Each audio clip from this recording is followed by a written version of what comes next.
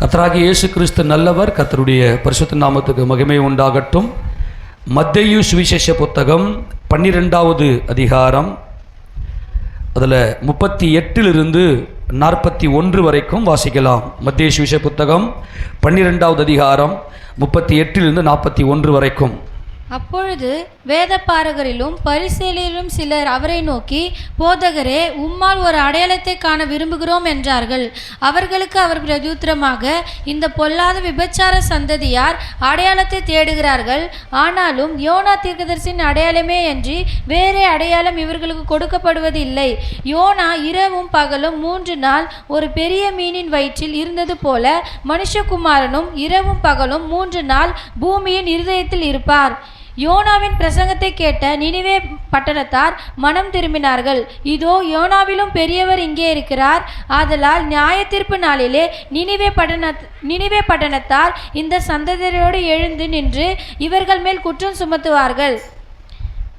கர்த்தருடைய பரிசுத்த நாமத்துக்கு மகிமை உண்டாவதாக. ஆண்டவராகிய இயேசு கிறிஸ்து ஊழியம் செய்த நாட்களிலே அவர் அநேக அற்புதங்களையும் அதிசயங்களையும் செய்து கொண்டு வந்தார். அந்த அற்புதங்கள் அதிசயங்கள் எல்லாம் பிரயோஜனமுடையவைகளாக அநேக குடும்பங்களை வாழ வைக்கக்கூடியதாய், அநேக ஆத்துமாக்களை திருப்திப்படுத்தக்கூடியதாய், உடைக்கப்பட்டவர்களை உருவாக்கக்கூடியதான அற்புதங்களாக இருந்தது. ஆனால் சில பேர் இருதய கடினப்பட்டு இவர்தான் எங்கள் மேசியா என்று சொல்லி ஏற்றுக்கொள்ள அவர்கள் தவறினார்கள். அதில் பரிசேயரும் அங்கே அநேக ஆவிக்குரிய கூட்டங்கள் அன்றைக்கி இருந்தாங்க. பரிசேயர்கள், சதுசேயர்கள், பிரதான ஆசாரியர்கள், ஆசாரிய கூட்டம், அப்புறமா ஏரோதியர்கள், செலோத்தியர்கள், அப்புறம் இன்னும் நிறைய கூட்டங்கள் எல்லாம் இருந்தாங்க. நியாயசாஸ்திரிகள்லாம் அவங்களெல்லாம் என்ன பண்ணாங்கன்னா, பக்தி வேஷம் போட்டுக்கின்னு உலகத்தை ஏமாற்றி கர்த்தரை என்ன செய்யலை அப்படின்னா, அவரை மேசியா என்று அவரை ஏற்றுக்கொள்ள மறுத்தார்கள். அந்த நேரத்தில் கர்த்தர் நியாய தீர்ப்பை குறித்து பேசினார். மரித்தோர் அத்தனை பேரும் உயிரோடு எழுந்துக்க போகிறாங்க. மனுஷனுக்கு ஏன் சாவு வந்தது? மனிதன் சாக வேண்டும் என்பது தேவன் நோக்கம் அல்ல. ஆனால் அத்தனை மனிதனும் உயிரோடு எழுந்திருப்பான். நீங்கள் 36ஆம் வசனத்தை வாசித்து பார்த்தீங்கன்னா, மனுஷர் பேசும் வீணான வார்த்தைகள் யாவையும் குறித்து நியாய தீர்ப்பு நாளிலே கணக்கு ஒப்புவிக்க வேண்டும் என்று உங்களுக்கு சொல்லுகிறேன் அப்படின்னு கர்த்தரங்க நியாய தீர்ப்பை குறித்து பேசுவார். நம்ம பேசணும்ல, பிரைஸ் தி லார்ட், நம்ம பேசணும் இல்லையா? நம்ம பேசின எல்லா வார்த்தைகளையும் குறித்து நியாய தீர்ப்பு நாளில் நம்ம கணக்கு கொடுக்கணும். இதை ஏசப்பா சொன்னார். சொன்னதுமே அங்கே இருந்த சில பரிசேயர்கள், வேதபாரகர்கள், இந்த ஆவிக்குரியவர்கள் என்ன பண்ணாங்கன்னா, கர்த்தர்கிட்ட அடையாளம் கேட்குறாங்க. நீ என்ன ரொம்ப ஓவராக பேசுகிற? என்னையா பேசுறது கூட தப்பு.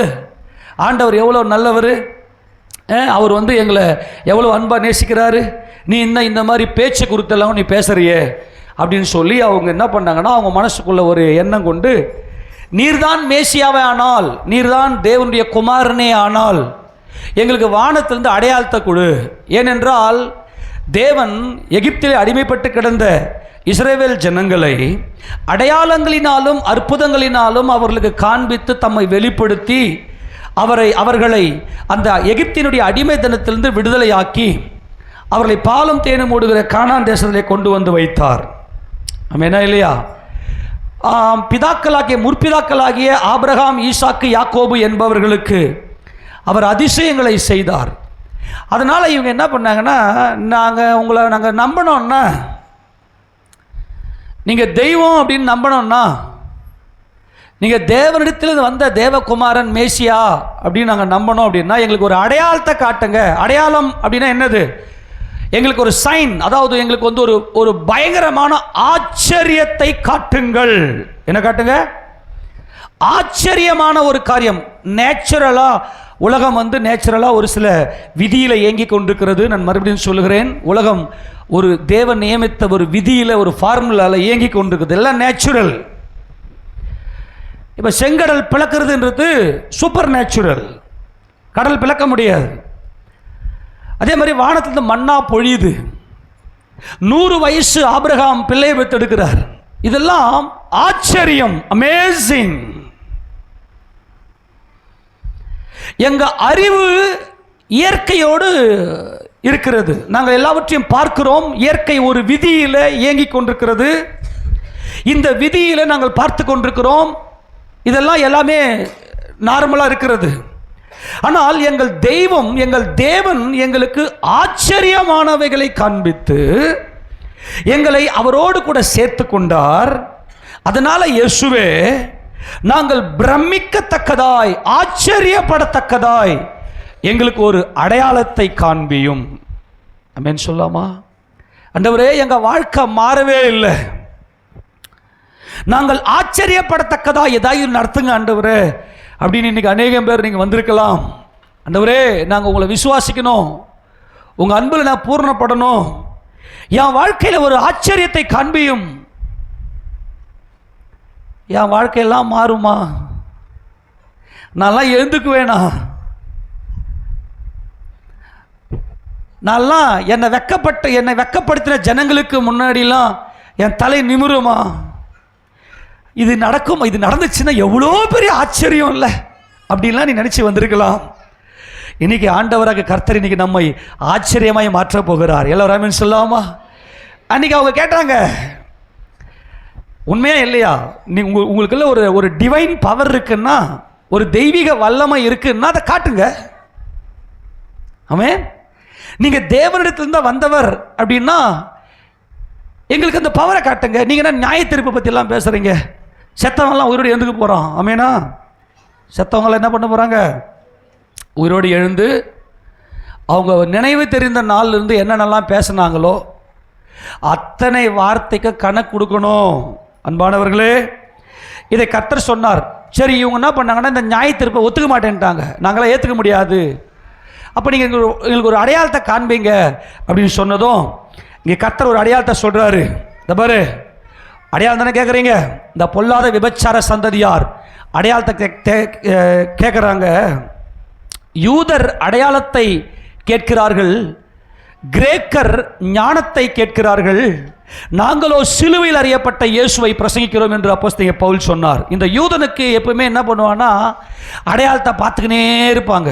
இவர் தேவன் நடத்துகிறாரா, நீங்கள் என்ன நடத்துகிறீங்களா, நீங்கள் என்ன பண்ணுறீங்களா, அடையாளம் கேட்டுனே இருப்பாங்க. அது யூதர்களுடைய வழக்கம். நீங்கள் கூட அடையாளத்தை கேளுங்க, கண்டிப்பாக அடையாளத்தை கர்த்தர் உனக்கு கொடுப்பார். கிதியோன் என்ன பண்ணுறாரு? ஆண்டவரே, என்னால் முடியாது ஆண்டவரே, அவ்வளோ பெரிய கூட்டம், மீதியானிய கூட்டம், என்னால் ஜெயிக்க முடியாது, நீங்கள் என் கூட நடத்துறீங்கன்னா பூமி எங்கேயும் பனி பெஞ்சிருக்கணும், இந்த தோல் மேலே பனி பெய்யக்கூடாது, அடையாளத்தை காட்டுங்க. மறுபடியும் இன்னொரு விஷயம், ஆண்டவரே, இந்த பனி மேலே மட்டும், இந்த தோல் மேலே மட்டும் பனி பெஞ்சிருக்கணும், பூமி எங்கே காஞ்சிருக்கணும். அதே மாதிரி கர்த்தர் அடையாளத்தை காண்பிக்கிறது. அல்லேலூயா. ஆண்டவரே, நான் இந்த காரியத்தை செய்ய போகிறேன், எனக்கு எதுவும் அடையாளத்தை கொடுங்க ஆண்டவரே, நீங்கள் தான் நடத்துகிறீங்கன்னு அடையாளத்தை கொடுங்க. கேட்கலாம், கேளுங்கன்னு சொல்கிறேன், அடையாளத்தை கேளுங்க. எங்கள் அப்பா என்ன நடத்துகிறாரு, ஆமென் சொல்லாமா? ஆனால் இந்த இடத்துல கர்த்தர் மகிமையான காரியத்தை, இந்த இடத்துல நடந்த சம்பவம் வேற. இவங்க நியாயத்தீர்ப்பை நம்ப மாட்டேன்னு சொல்லிட்டாங்க. அப்போது அவர் சொல்கிறார், யோனா தீர்க்கதரிசியின், நல்லா கவனியா, கர்த்தர் சொல்கிறார், யோனா ஒரு தீர்க்கதரிசி, யோனா தீர்க்கதரிசியின் அடையாளமே அன்றி வேறே அடையாளம் இவர்களுக்கு நான் கொடுக்க போகிறது இல்லை. இந்த பாரு, ஒரே ஒரு அடையாளத்தை நான் காண்பிக்கிறேன், நீ ஆச்சரியத்தை கேட்கிறாய். ஆமென். அடையாளம் என்பது என்னம்மா? ஆச்சரியம். இப்போ நீங்கள் என்ன பண்ணுறீங்க? நீங்கள் நிறைய பூக்களை பார்க்குறீர்கள். என்னென்ன பூ தெரியும்? பட்டு பட்டு சொல்லுங்கள் பார்க்கலாம். அம்மா சொல்லுங்கம்மா, பட்டு பட்டுன்னு சொல்லுங்கள். மல்லிப்பூ, அப்பா மல்லிப்பூ தான், கைது கட்டா கூட்டி சேவரு. மல்லிப்பூ, அப்புறம் கனகாம்பரம், இப்போல்லாம் கனகாம்பரம்லாம் கண்ணிலே வரதில்லை. ரோஸ், அப்புறம் ஒரு ஒரு கை அளவு கூட உங்களுக்கு தெரியலையே. மல்லிப்பூ, கனகாம்பரம், ரோஸோடு நிறுத்திட்டீங்க. நீங்கள் திடீர்னு ஊட்டிக்கு போனீங்க வச்சுக்க, வாவ் அப்படின்னு ஊட்டிக்கு ஒரு மலர் கண்காட்சி நடக்கும். நீங்கள் அங்கே போயிட்டீங்கன்னா, ஹே, உங்கள் அறிவுக்கு அப்பாற்பட்டது ஆச்சரியம். ஆமேனா? ஆச்சரியம்னா என்ன? அடையாளம்னா என்ன? உங்க அறிவுக்கு அப்பாற்பட்டது தான் ஆச்சரியம். இவங்க என்ன கேட்டாங்கன்னா, செங்கடலை பிளந்தது, வானத்திலிருந்து மண்ணா வந்தது, பாறையை உடைச்சி தண்ணியை கொடுத்தது, காடையை கொடுத்தது, இதெல்லாம் எங்க தேவன் எங்க பிதாக்களுக்கு செஞ்சாச்சு, நீங்க எங்களுக்கு ஒரு ஆச்சரியத்தை காண்பிக்க வேண்டும் என்று கேட்கிறார்கள். நம்முடைய அறிவுக்கு அப்பாற்பட்டது தான் ஆச்சரியம். அப்போ ஆண்டவர் இங்கே என்ன செய்தார்னா, டே, நான் நியாயத்தீர்ப்பை பற்றி பேசுகிறேன்டா, மரித்தோர் அத்தனை பேர் எழுந்துக்கு போகிறாங்கடா, இப்போ ஏன் மனுஷனுக்கு ஏன் மரணம் வருகிறது, ஏன் மனுஷன் சாகிறான் என்றால், மனுஷன் இப்போது மரணத்தில் இருக்கிறான். தேவனை காணாதவன் மரணம். இப்போ இருக்கிற அத்தனை பேரும் மரணம். இந்த மரணமாகிய மனுஷனை பாதாளம் இழுத்துக்குது. இப்போ சாவுன்னா என்ன தெரியுங்க? சாவுனா என்ன? ஒருத்தர் செத்து போகிறார் இல்லையா, அந்த சாவு பரிபூர்ணம் அடையுது. பூர்ணப்படுறது தான் ஃபிசிக்கல் டெத். இப்போ ஸ்பிரிச்சுவல் டெத்தில் இருக்கிறான் மனுஷன், ஸ்பிரிச்சுவல் டெத்தில் இருக்கிறான். இந்த மரணமாகிய மனுஷனை பாதாளம் இழுத்துக்குது. அவள் தான் ஏற்கனவே மனுஷன் இப்போ செத்து போய் தான் இருக்கிறான். தேவனை, இயேசு கிறிஸ்துவை நம்முடைய சொந்த இரட்சகராக ஏற்றுக்கொள்ளும் போது நாம் ஜீவனை அடைகிறோம்.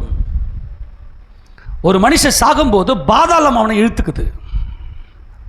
அடையாளமாடா கேட்டீங்க? இப்பா அடையாளமா கேட்குறீங்க? நான் ஒரு அடையாளத்தை தரேன். ஒவ்வொரு மனிதனும் பாதாளத்துக்கு போகிறான்.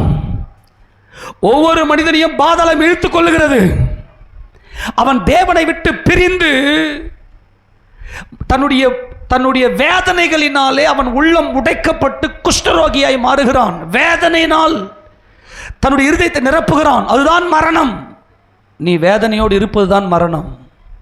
உன் உள்ளம் உடைக்கப்படுவதுதான் மரணம்.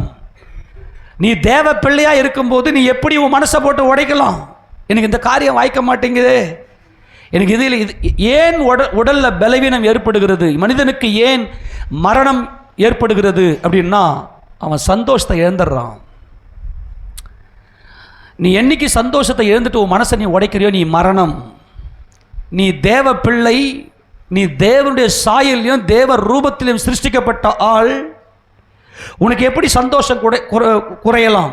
கிறிஸ்துவே உன் ஜீவனாக நீ ஏற்றுக்கொள்ளும் போது அந்த சந்தோஷத்தை ஒருவனும் எடுத்து போட முடியாது என்று கடந்த புதன்கிழமை அன்னைக்கு நம்ம பார்த்தோம். அந்த சந்தோஷத்தை எடுத்து போட ஒருவனாலும் கூடாது என்று சொல்லி, மனிதனுக்கு ஏன் மரணம் வருகிறது, அவன் ஏன் பாதாளத்துக்கு போகிறான், ஏன் கவனிங்க, யாராவது ஒரு செத்து போயிடுறாங்க அப்படின்னா என்ன அர்த்தம்னா, பாதாளம் அவங்கள இழுத்துக்குச்சு.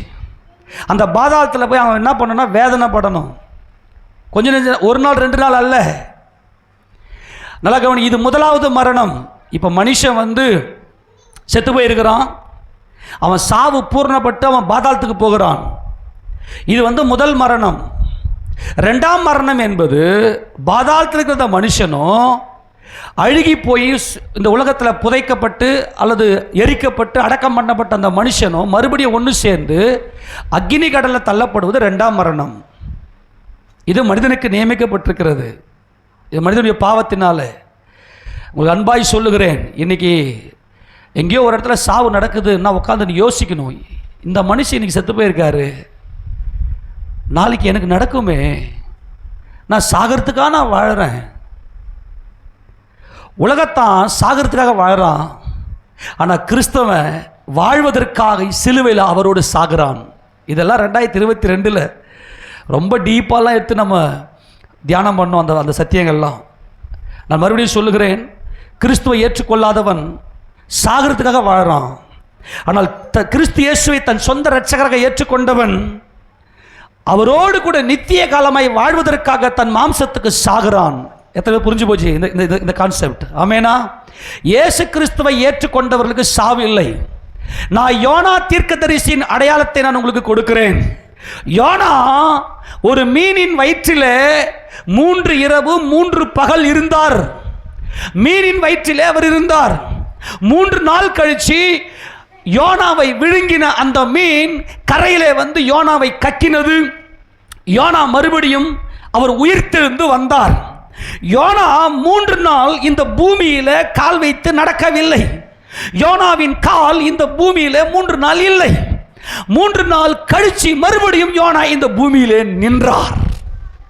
ஆமென். அதே போல மனுஷகுமாரனும் என்னை கடவுள், நான் தான் சர்வ சிருஷ்டிக்கும் முந்தின பேரு, நானே சகலத்தையும் சிருஷ்டித்தவர், நானே தேவனுடைய குமாரன், நான் யெகோவா என்பதை அறியாமல் இருக்கிறீர்கள்.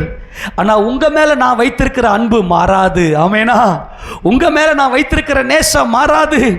நீ மரணமாய் இருக்கிறாய், நீ தேவனை காணவில்லை, நீ தேவனை தரிசிக்கவில்லை, நீ தேவ அன்பில் பரிபூர்ணப்படவில்லை, உன் மனதில் அந்தகாரம் சூழ்ந்திருக்கிறது, அதனால இந்த பாதாளம் உன்னை இழுத்து கொள்ளுகிறது. ஆனா உனக்கு பதிலாக நான் மரிக்க போகிறேன். ஆமென் சொல்லாமா? உனக்கு பதிலாக நான் மரிக்க போகிறேன். எல்லா மனுஷனும் போகிற அந்த பாதாளத்துக்கு நான் போகிறேன். நான் பாதாளத்தில் 3 இரவு 3 பகல் பாதாளத்தினுடைய அறைகள் எல்லாவற்றிலும். பாதாளத்தில் என்ன நடக்குது தெரியுமா? இதெல்லாம் ஸ்டடியில் நம்ம பார்த்துட்டோம். பாதாளத்தில் என்ன நடக்குது? காரிருள், பாட்டம்லெஸ் பிட்ச்னு சொல்லக்கூடிய அகாத பாதாளம், அப்புறம் அழுகை, பற்கடிப்பு, பூச்சி, அக்கினி, இவையெல்லாம் பாதாளத்தில் இருக்குது. கிறிஸ்துவாகி நமது ஆண்டவர் சொல்லுகிறார், நான் 3 நாள் எல்லா அறைகளையும் போய் சுற்றி ஜெயமெடுத்து ஒரு மனிதனும் பாதாளத்துக்கு நேராக போகாதபடிக்கு எல்லாரையும் மீட்டுக்கொண்டு 3வது நாளில் நான் உயிரோடு எழுந்திருப்பேன். 3வது நாளில் உயிரோடு எழுந்து இந்த சரீரத்தில் நான் எழுந்து நின்று உங்களுக்கு நான் காட்சி கொடுப்பேன். மரணத்துக்கும் பாதாளத்துக்கும் திறவுகோள்களை உடையவராய் நான் ஜெயம் பெறப் போகிறேன் என்கின்ற இந்த ஆச்சரியமான இந்த ஒரு அடையாளத்தை நான் உங்களுக்கு தருகிறேன். எவ்வளவு பெரிய ஆச்சரியம்! என் இயேசு கிறிஸ்து 3வது நாளிலே உயிரோடு எழுந்தது. யோனா 3 இரவு 3 பகல் ஒரு மீனின் வயிற்றிலிருந்து 3வது நாளிலே உயிரடைந்து வந்தது போல நான் உனக்கு பதிலாக நான் மரித்து 3வது நாளிலே உயிரோடு எழுந்திருக்க போகிறேன். இயேசு கிறிஸ்து 3வது நாளிலே உயிரோடு எழுந்தார். அவர் மரணத்தை ஜெயித்திருக்கிறார். எவ்வளவு பெரிய ஆச்சரியம்! எவ்வளவு பெரிய ஆச்சரியம்!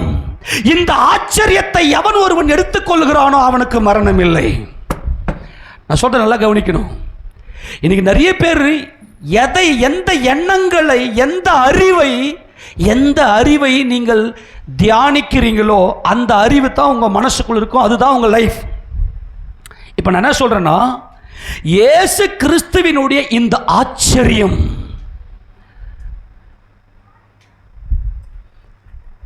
இயேசு ராஜாவினுடைய ஆச்சரியம் என்னங்க? எனக்கு மரணம் இருக்கு, நான் சாப்பிட்றேன், வாழறேன், ஆனால் ஒரு நாள் நிரந்தரம் இல்லாத வாழ்க்கை. ஒரு நாள் எல்லா மனுஷனையும் சாகிறத போல நான் சாகிறதுக்காக நான் வாழ்கிறேன் அப்படின்னு எனக்குள்ள பல கேள்விகள் இருக்கும்போது நான் சுவிசேஷம் கேள்விப்படுகிறேன். என் வாழ்க்கையில் என் கர்த்தனை தேடி வந்தார். என் வாழ்க்கையில் நான் உடைக்கப்பட்ட நேரத்தில் என்னை உருவாக்கினார். இயேசுன்ற பேரை சொல்லி கூப்பிடுங்க, உங்களுக்கு ஆண்டவர் அற்புதம் செய்வார்னு சொன்னாங்க. அவரை நோக்கி கூப்பிட்டேன். என் வாழ்க்கையில் அற்புதம் நடந்துச்சு. இது பயங்கரமான ஆச்சரியம். யாருங்க இந்த இயேசு அப்படின்னு விசாரிச்சு பார்த்தா, அவர் ஆராய்ச்சி பண்ணி பார்த்தா, அவர் தேவனுடைய குமாரனாம். அவர் என்ன செய்தாராம்? சிலுவையில் செத்தாராம். அவரை கொண்டு போய் அடக்கம் செய்தார்களாம்.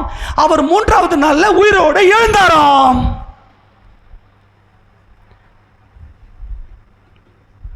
இதை கேள்விப்பட்டதுமே அப்படி ஷாக், பிரம்மை கொண்டு அப்படி ஷாக் ஆயிட்டு அவரை அப்படியே ஃபோக்கஸ் பண்ணுவான் பாருங்க.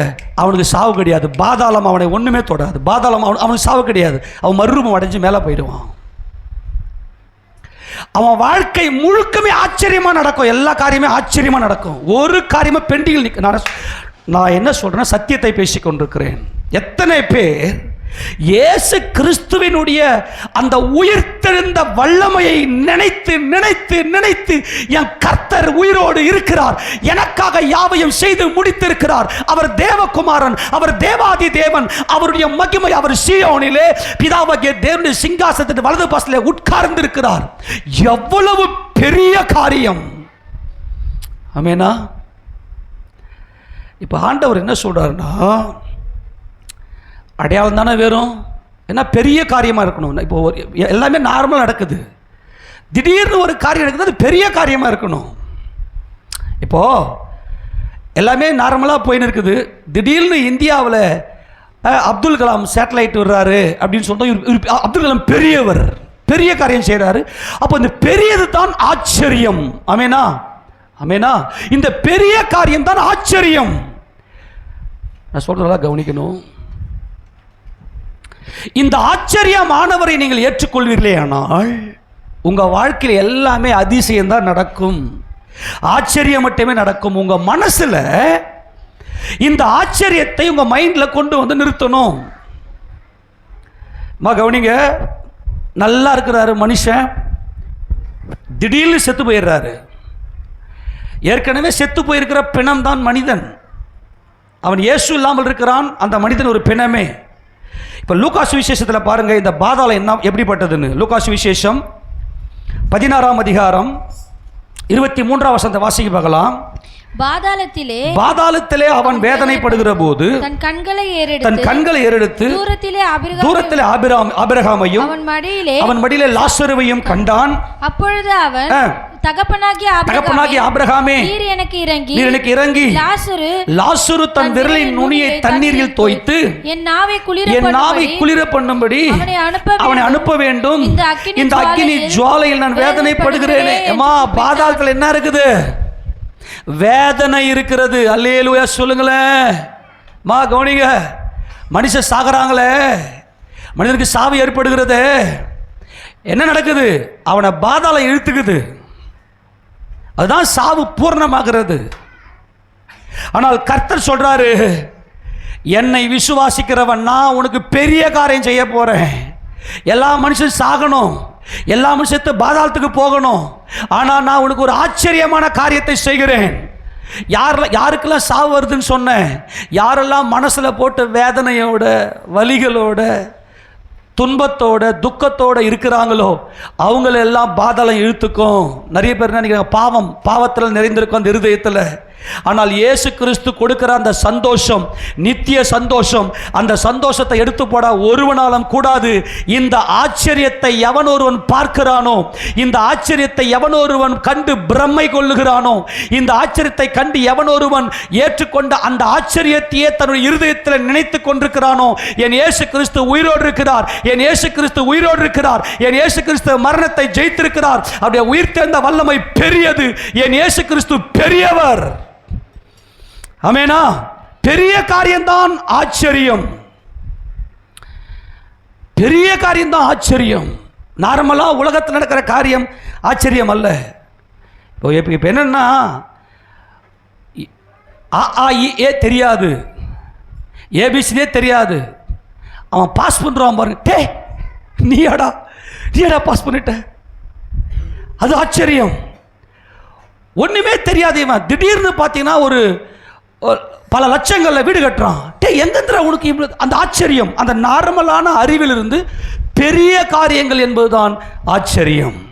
நான் என்ன சொல்றேன், என்ன நல்லா புரிந்து கொள்ளுங்க. இயேசு கிறிஸ்து 3 நாள் அவர் பாதாளத்தில் இருப்பார். பாதாளத்தில் போய் எல்லா இடத்தையும் சுத்திட்டு வருவார்.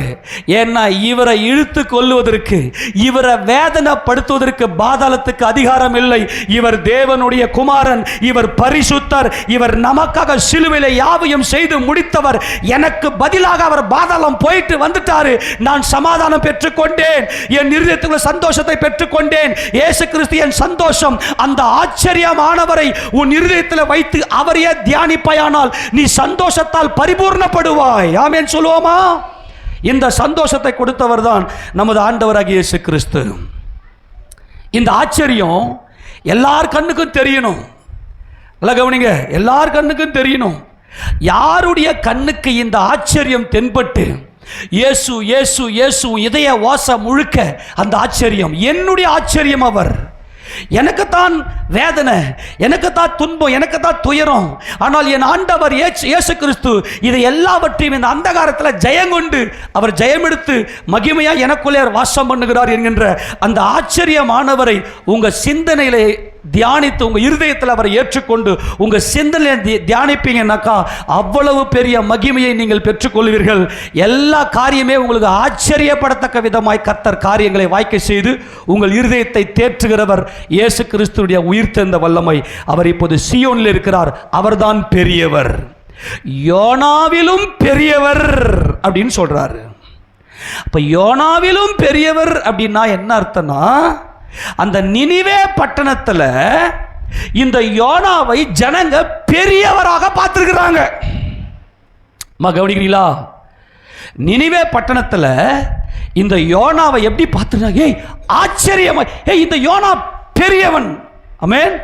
இந்த யோனா ஒரு நார்மலான ஆள் அல்ல, இந்த யோனா பெரியவன், இது பெரியவர் அப்படின்னு பார்த்துட்டு இந்த நினிவே பட்டணத்தார் மனம் திரும்பி இருக்கிறார்கள்.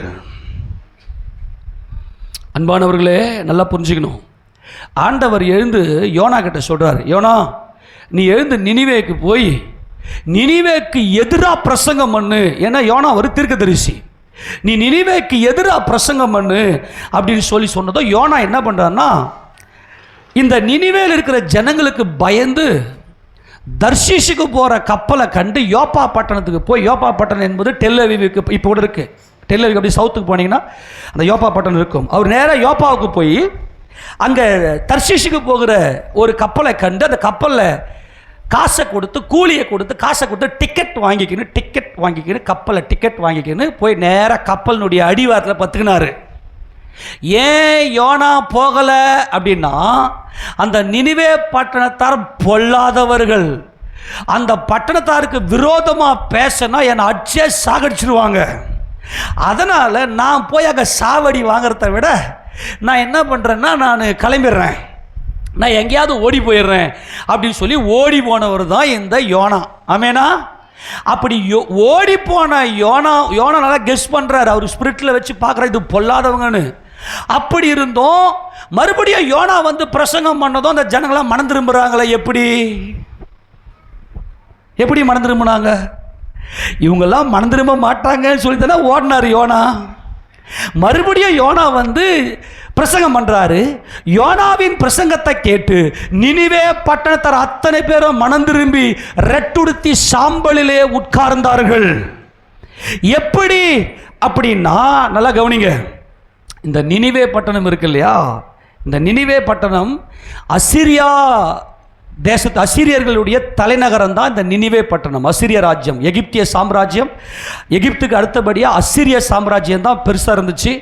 இந்த அசிரிய சாம்ராஜ்யத்தினுடைய அசிரியா தேசத்தினுடைய தலைநகரம் தான் இந்த நினிவே. இஸ்ரேலுக்கு எருசலேம் எப்படி தலைநகரமோ, இந்தியாவுக்கு எப்படி டெல்லி தலைநகரமோ, அசிரியர்களுடைய தலைநகரம் தான் இந்த நினிவே.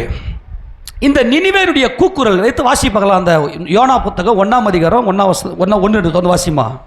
அமித்தாயின் குமாரனாகிய யோனாவுக்கு கர்த்தருடைய வார்த்தை உண்டாகி அவர், நீ எழுந்து மகா நகரமாகிய நினிவேவுக்கு போய் அதற்கு விரோதமாய் பிரசங்கி, அவர்களுடைய அக்கிரமம் என் சமூகத்தில், அவருடைய அக்கிரமம் என் சமூகத்தில் வந்து எட்டினது என்று கர்த்தர் சொல்லிட்டாரு. ஆமேனா? அவங்களுடைய அக்கிரமம் அவ்வளோ கொடுதா இருக்குது. பொல்லாதவர்கள், இந்த நினிவேல் இருந்தவர்களாம் பொல்லாத கொலைபாதகர்கள், விபச்சார வேசி கள்ளர்கள், திருடர்கள், அன்பில்லாதவர்கள். அதனால கர்த்தர் சொல்றாரு, நீ போய் நினிவேக்கு எதிராக பிரசங்கம் பண்ணுன்னு. ஆனால் யோனா என்ன பண்றாரு? கப்பல்ல போறாரு. தர்ஷீஷுக்கு போக கூலி கொடுத்து, அந்த வசந்த வாசி. அப்பொழுது யோனா கர்த்தருடைய சமூகத்தினின்று விலகி தர்ஷீஷுக்கு ஓடி போகும்படி எழுந்து யோப்பாவுக்கு போய் தர்ஷீஷுக்கு போகிற ஒரு கப்பலை கண்டு கூலி கொடுத்து தன் கர்த்தருடைய சமூகத்தினின்று விலகும்படி, கூலி கொடுத்து அப்படின்னா டிக்கெட் வாங்கி, ஆமேனா? கப்பலுக்கு போகிறது டிக்கெட் கொடுப்பாங்க, கொடுக்க மாட்டாங்களா? டிக்கெட்டை வாங்கி பாக்கெட்டில் வச்சுக்கின்னு போய் தட்டில், அந்த கப்பலுடைய அடித்தட்டில் போய் படுத்துக்கினாரு. கர்த்தர் என்ன பண்ணிட்டாருன்னா, உன்னை நான் நினிவேக்கு தானே போக சொன்னேன், நீ எங்கே போகிற யோனா அப்படின்னு சொல்லிட்டு என்ன பண்ணுறாரு, யோனாவை கவனிங்க. யோனாவை என்ன பண்ணுறாரு, ஒரு பயங்கரமான சூறாவளி காற்றடிக்குது. இந்த சம்பவம் நமக்கு நல்லா தெரியும், நான் கொஞ்சம் வேகமாக சொல்லிட்டு போகிறேன். பயங்கரமான சூறாவளியை காற்றடிக்குது. அந்த கப்பலில் இருக்கிறவங்கெல்லாம் பயங்கர சேதப்பட்டு, இது சாதாரண காற்று அல்ல, இது தெய்வ குத்தம். கப்பலில் இருக்கிற எவனோ ஒருத்தர் தெய்வ குத்தம் பண்ணிட்டு வந்திருக்கிறான். அதனால தான் யார் பேரில் தப்பாக இருந்து சொல்லிட்டு சீட்டு போடுறாங்க. ஏன்னா சாதாரண புயல், நாங்கள் எத்தனை புயலையா பார்த்துக்கிறோம், இது சாதாரண புயல் இல்லையே. அவனா ஏன் இவங்க சீட்டு போட்டாங்கன்னா, எவனோ ஒருத்தர் தெய்வ குத்தம் பண்ணிட்டு தேவ கட்டளைக்கு விரோதமாக இருக்கிறான்னு சொல்லிட்டு சீட்டு போட்டால் யோனா பேருக்கு சீட்டு விழுது. எப்பா நீ யாரா, நீ எங்கேருந்துடா வந்தேன்னா, நான் வானத்தையும் பூமியை உண்டாக்கின சர்வ வல்லவருடைய ஊழியக்காரன், அப்படி சமூகத்துக்கு விலகி நான் ஓடிக்கொண்டிருக்கிறேன் அப்படின்னு சொல்லி சொன்னதுமே, இப்போ நாங்கள் என்ன பண்ணுறது தெரியல. கடல் காற்று நிற்கவே இல்லை, மும்முரமாக அடிக்குது. உடனே யோனா சொல்கிறாரு, நீங்களா ஏன் சாக போகிறீங்க, என்னை தூக்கி கடலில் போட்டுருங்க அப்படின்னாரு. யோனாவை தூக்கி கடலில் போட்டதும் காற்று அமர்ந்தது. கடலில் போன யோனா என்ன பண்ணார்னா, கடலில் பெரிய பெரிய மலைகள்லாம் உண்டு, பாசிகள்லாம் அவர் தலையை சுற்றிக்கின்னு சாகிற நிலைமையில் அப்பா என்ன மன்னிங்கப்பான்னு சொல்லி கர்த்தர்கிட்ட பாவரிக்க பண்ணுவார். அது 2ஆம் அதிகாரத்தில் இருக்கும். உடனே கர்த்தர் ஒரு பெரிய மீனுக்கு கட்டளையிடுவார். நல்லா கவனிங்க, வாசிப்பாங்களா? யோனா 1:17 வாசிங்க. யோனாவை விழுங்கும்படி ஒரு பெரிய மீனை கர்த்தர் ஆயத்தப்படுத்தியிருந்தார். அந்த மீன் வயிற்றிலே யோனா ராப்பகல் 3 நாள் இருந்தான். கரங்களை உயர்த்தி ஆமென் சொல்லாமா? அல்லேலூயா. மீன் வயிற்றுல எப்படி இவர் 3 நாள் இருக்க முடியும் அப்படின்னு கேள்வி வரும். இது திமிங்கலம். திமிங்கலத்தை போய் ஆராய்ச்சி பண்ணி பாருங்க. திமிங்கலம் குறைஞ்சது அதில் பார்த்தா பல வகைகள், 70க்கு மேலே வகைகள் உண்டு திமிங்கலத்திலேயே. அதில் நீல திமிங்கலம் என்பது ஏறக்குறைய 100 அடி நீளமும் 150 டன் இருக்கக்கூடிய அளவுக்கு பெரிய மீன். எல்லா மீன்களும் எப்படி சுவாசிக்கும் என்றால் செதில்கள் மூலமாய். செதில்கள் இதெல்லாம் 4வது 5வதுலேயே சொல்லி கொடுப்பாங்க. மீன்கள் எப்படி சுவாசிக்குது? செதில்கள். இந்த பூ மாதிரி இருக்கும். நம்ம அம்மா மாருங்க மீனை வாங்கி அதை தலையை போட்டு ஒரு வெளிக்கும் போது அது பூ மாதிரி இருக்கும், பார்த்தீங்களா? செதில்கள் செவுள்கள் 2 இருக்குது மீனுக்கு. செதில்கள் செவுள்கள் அதெல்லாம் வரைய சொல்லி எங்களை டிஃப்ரெண்ட் காட்ட சொல்லி கை மேலெல்லாம் அடி வாங்கியிருக்கிறேன் நான். இப்போ எனக்கு என் தேவனுக்கு உதவி செய்கிறார். கர்த்தருடைய பரிசுத்த நாம மகிமை உண்டாகட்டும். செவுள்களுக்கும் செதில் என்பது மீன் மேலே இருக்கிற அந்த அதுக்கு என்ன சொல்கிறது, எக்ஸ்ட்ரா இருக்குது இல்லையா, அந்த வேஸ்டேஜ் செதில்கள். செவுள் என்பது அந்த தலையில் ஓரமாக இருக்க பூமா இருக்கும். அதன் வழியாக தான் எல்லா மீன்களும் சுவாசிக்கும். ஆமேனா? ஆனால் திமிங்கலத்துக்கு மாத்திரம்தான் லங்ஸ், நுரையீரல் இருக்குது. திமிங்கலம் குட்டி போட்டு பால் கொடுக்கும் பாலூட்டி வகையை சார்ந்தது. அப்போ இந்த திமிங்கலம் என்ன செய்யணும்? அது ஒரு மீன் இனமே. இல்லை சொல்லப்போனால் கடலில் இருக்கக்கூடிய மீன் பெரிய மீன் இனம். ஆனால் திமிங்கலத்துக்கு மாத்திரம்தான் நுரையீரல் இருக்கிறது. இது எப்படி சுவாசிக்கும் அப்படின்னா, ஒரு முறை மேலே திமிங்கலம் ஒரு முறை ஆக்சிஜனை உள்ளே இழுத்து அந்த லங்ஸில் ஃபுல்லாக நிரப்பிக்கின்னு உள்ளே போயிட்டு 3 நாள் வரைக்கும் அந்த காற்றிலேயே வாழக்கூடிய வல்லமை இந்த திமிங்கலத்துக்கு உண்டு. நான் சொல்றது புரியுதா இல்லையா? திமிங்கலங்கள் பாலூட்டி வகையை சார்ந்தவைகள். இப்போ இந்த திமிங்கலம் தான் என்ன பண்ணுச்சுன்னா, யோனாவை விழுங்கிருச்சு. நான் நினைக்கிறேன் யோனா அந்த லங்ஸ் பக்கத்திலேயே போய் இருந்தாரோ என்ன தெரியல. நல்ல ஆக்சிஜன் இருக்குது, நல்ல உயிரோடு இருக்கிறார். அந்த நுரையீரல் பக்கத்திலே இருந்திருக்கலாம். உள்ள போகாதபடி எதையோ பிடிச்சி நின்று இருக்கிறாரு. ஆக இப்போ என்ன நடந்துச்சுன்னா, நல்லா கவனிங்க. இப்போ நினிவேக்கு போக சொல்றாரு. மீன் என்றாலே நம் நினைவுக்கு வருவது ஆச்சரியம். மீன், நல்லா கவனிங்க, மீன் என்றாலே, மீன் என்று சொன்னாலே நாம் ஆச்சரியப்பட வேண்டும். ஏன் ஆச்சரியப்பட வேண்டும் மீன் என்றாலே என்றால், மீனுக்கு மாம்சம் இருக்குது. மாம்சமும் இரத்தமும் இருக்கிறவைகள் சுவாசிக்க வேண்டும். நான் சொல்றது புரியுதல்ல? சுவாசிக்கணும். அது நிலத்தில் இந்த ஆக்சிஜன்ல நல்லா சுவாசிச்சு உயிர் வாழணும். உயிர் வாழ்றதுக்கு சுவாசம் தேவை. ஆனால் என்ன ஒரு ஆச்சரியம், மாம்சமாக இருக்கிற இந்த மீன் தண்ணியில உயிர் வாழுது. வெளியே மாம்சத்தோடு ரத்தத்தோடு இருக்கக்கூடிய ஒரு மனுஷனை எடுத்து தண்ணியில போட்டா செத்து போயிடுவான். ஆக இந்த மீன் எதற்கு அடையாளம் என்றால் ஆச்சரியம். என்ன ஒரு ஆச்சரியம்! இந்த மீனை எடுத்து, இந்த மீன் தண்ணியில வாழுதுப்பா. மாம்சத்தோடும் ரத்தத்தோடும் இருக்கிறவன் தண்ணியில தூக்கி போட்டா செத்து போயிடுவான். உண்மையா இல்லையா? என்னடா இது, இத்தனை காலமா மீன் துண்ணுறோம், மீனை துண்ண மாட்டேதான் தெரிஞ்சுது. இதை உண்மையா இல்லையா? மீன் மாம்சத்தோடு ரத்தத்தோடு இருக்கிறதை தூக்கி இருவாழ் உயிரிகள் உண்டு பாருங்க. நிலத்தில் வாழ்பவை, நீரில் வாழ்பவை, இருவாழ் உயிரி அப்படி இருக்குது. ஆனால் பொதுவாகவே மீன் என்று சொன்னாலே அது ஆச்சரியம். ஏனென்றால் அது தண்ணில வாழ்ந்து உயிர் வாழ்கிறது.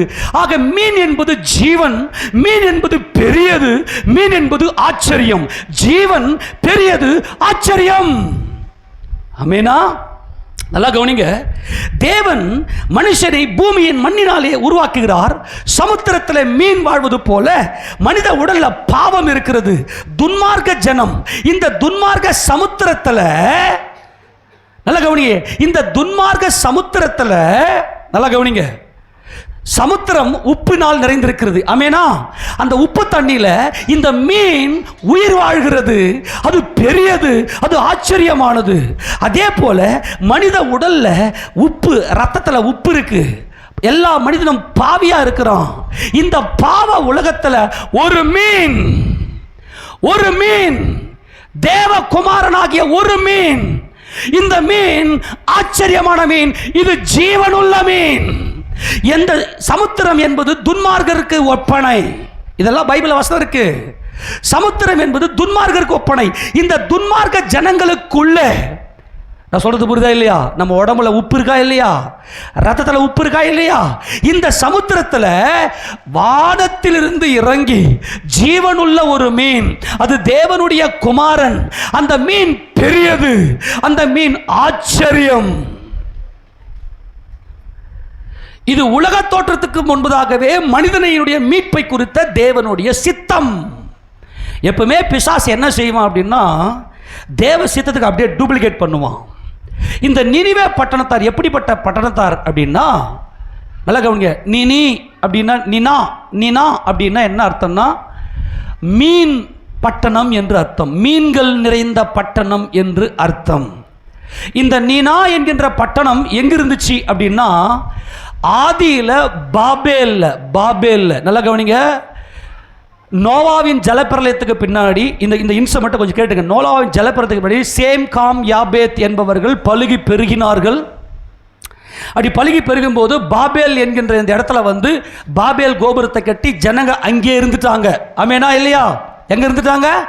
பாபேல்லே இருந்துட்டாங்க. பாபேல் தான் சேம், காம், யாபேத்துடைய சந்ததி டெவலப் ஆகி எல்லாருமே பலுகி பெருகிறாங்க.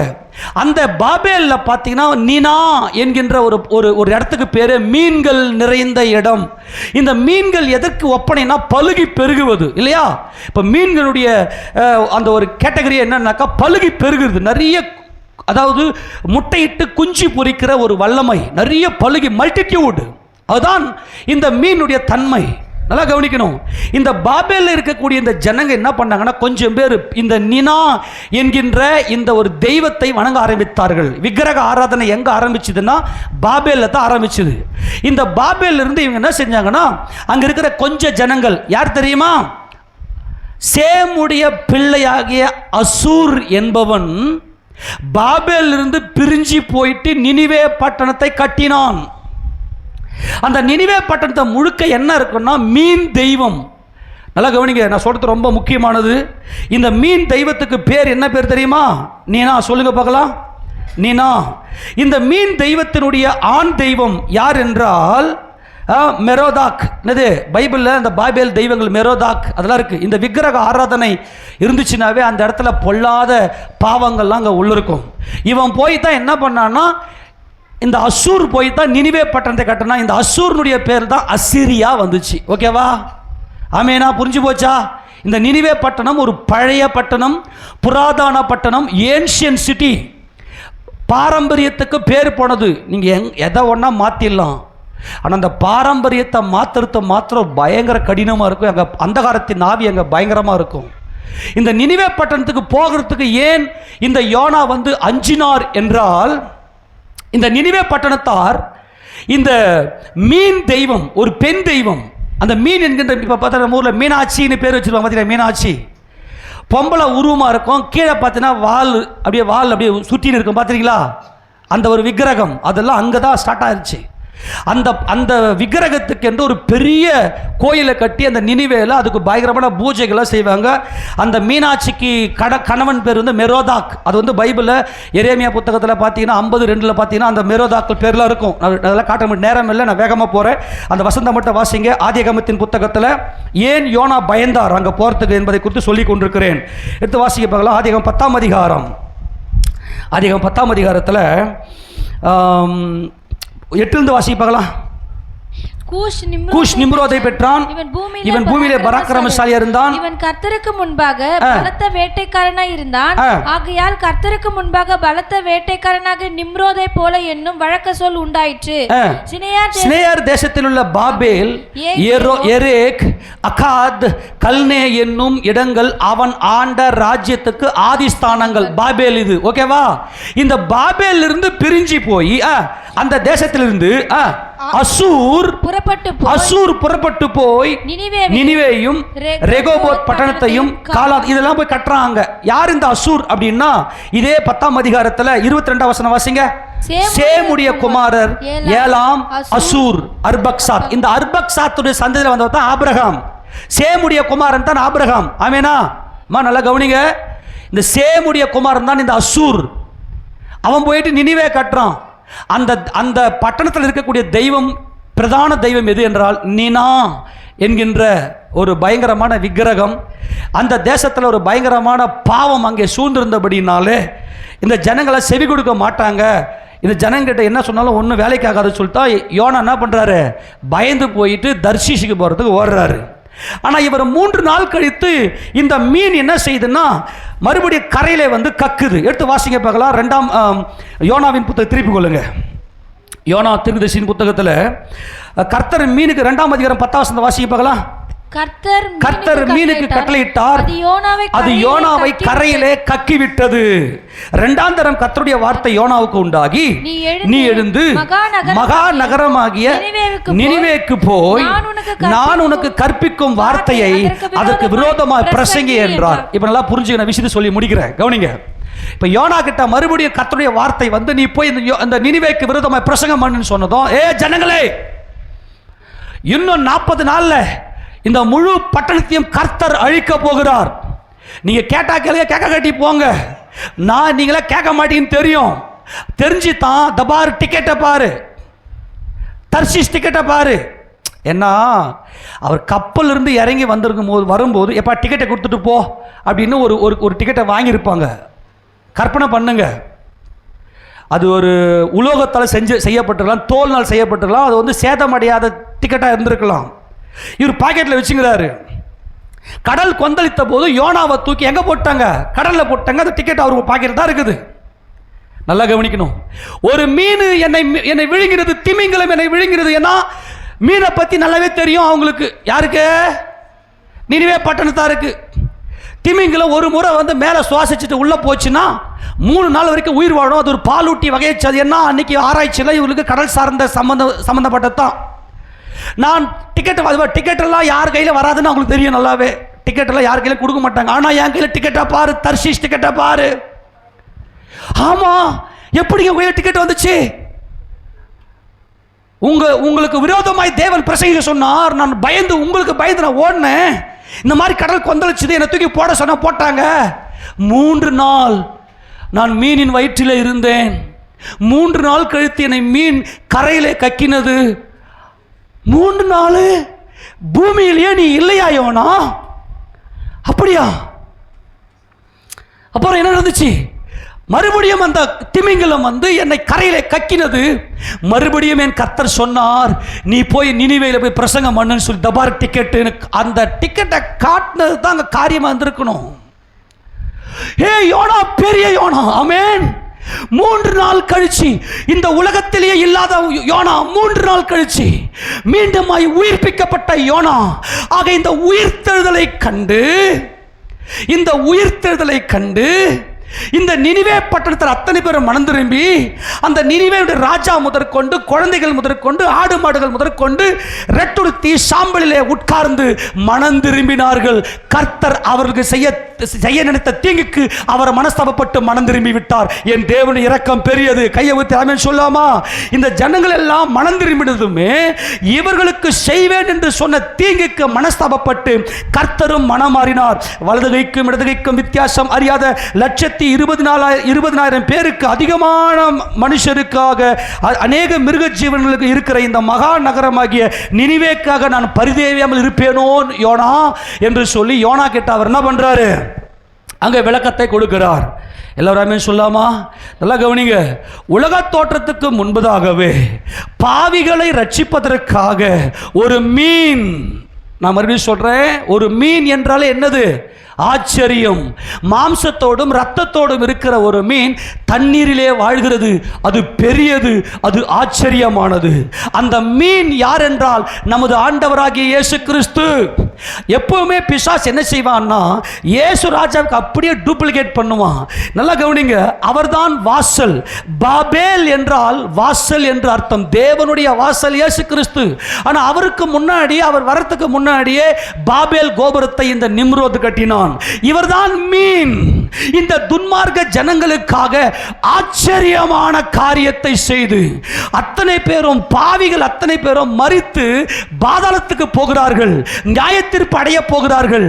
ஆனால் அவர்களுக்கு பதிலாக ஒரு மீன் ஆச்சரியமாய் பாவம் நிறைந்த, துன்மார்க்கம் நிறைந்த, அசுத்தம் நிறைந்த, அசிங்கம் நிறைந்த இந்த மனிதர்களாகிய சமுத்திரத்துக்கு மத்தியில் ஒரு மீன் இறங்கி வந்து ஆச்சரியப்படத்தக்க விதமாய் பெரிய காரியங்களை செய்ய போகிறது. பூமியினுடைய இருதயத்தில், அதாவது அவரை மரித்து அவர் சரீரம் பூமியிலே அடக்கம் பண்ணப்படும்.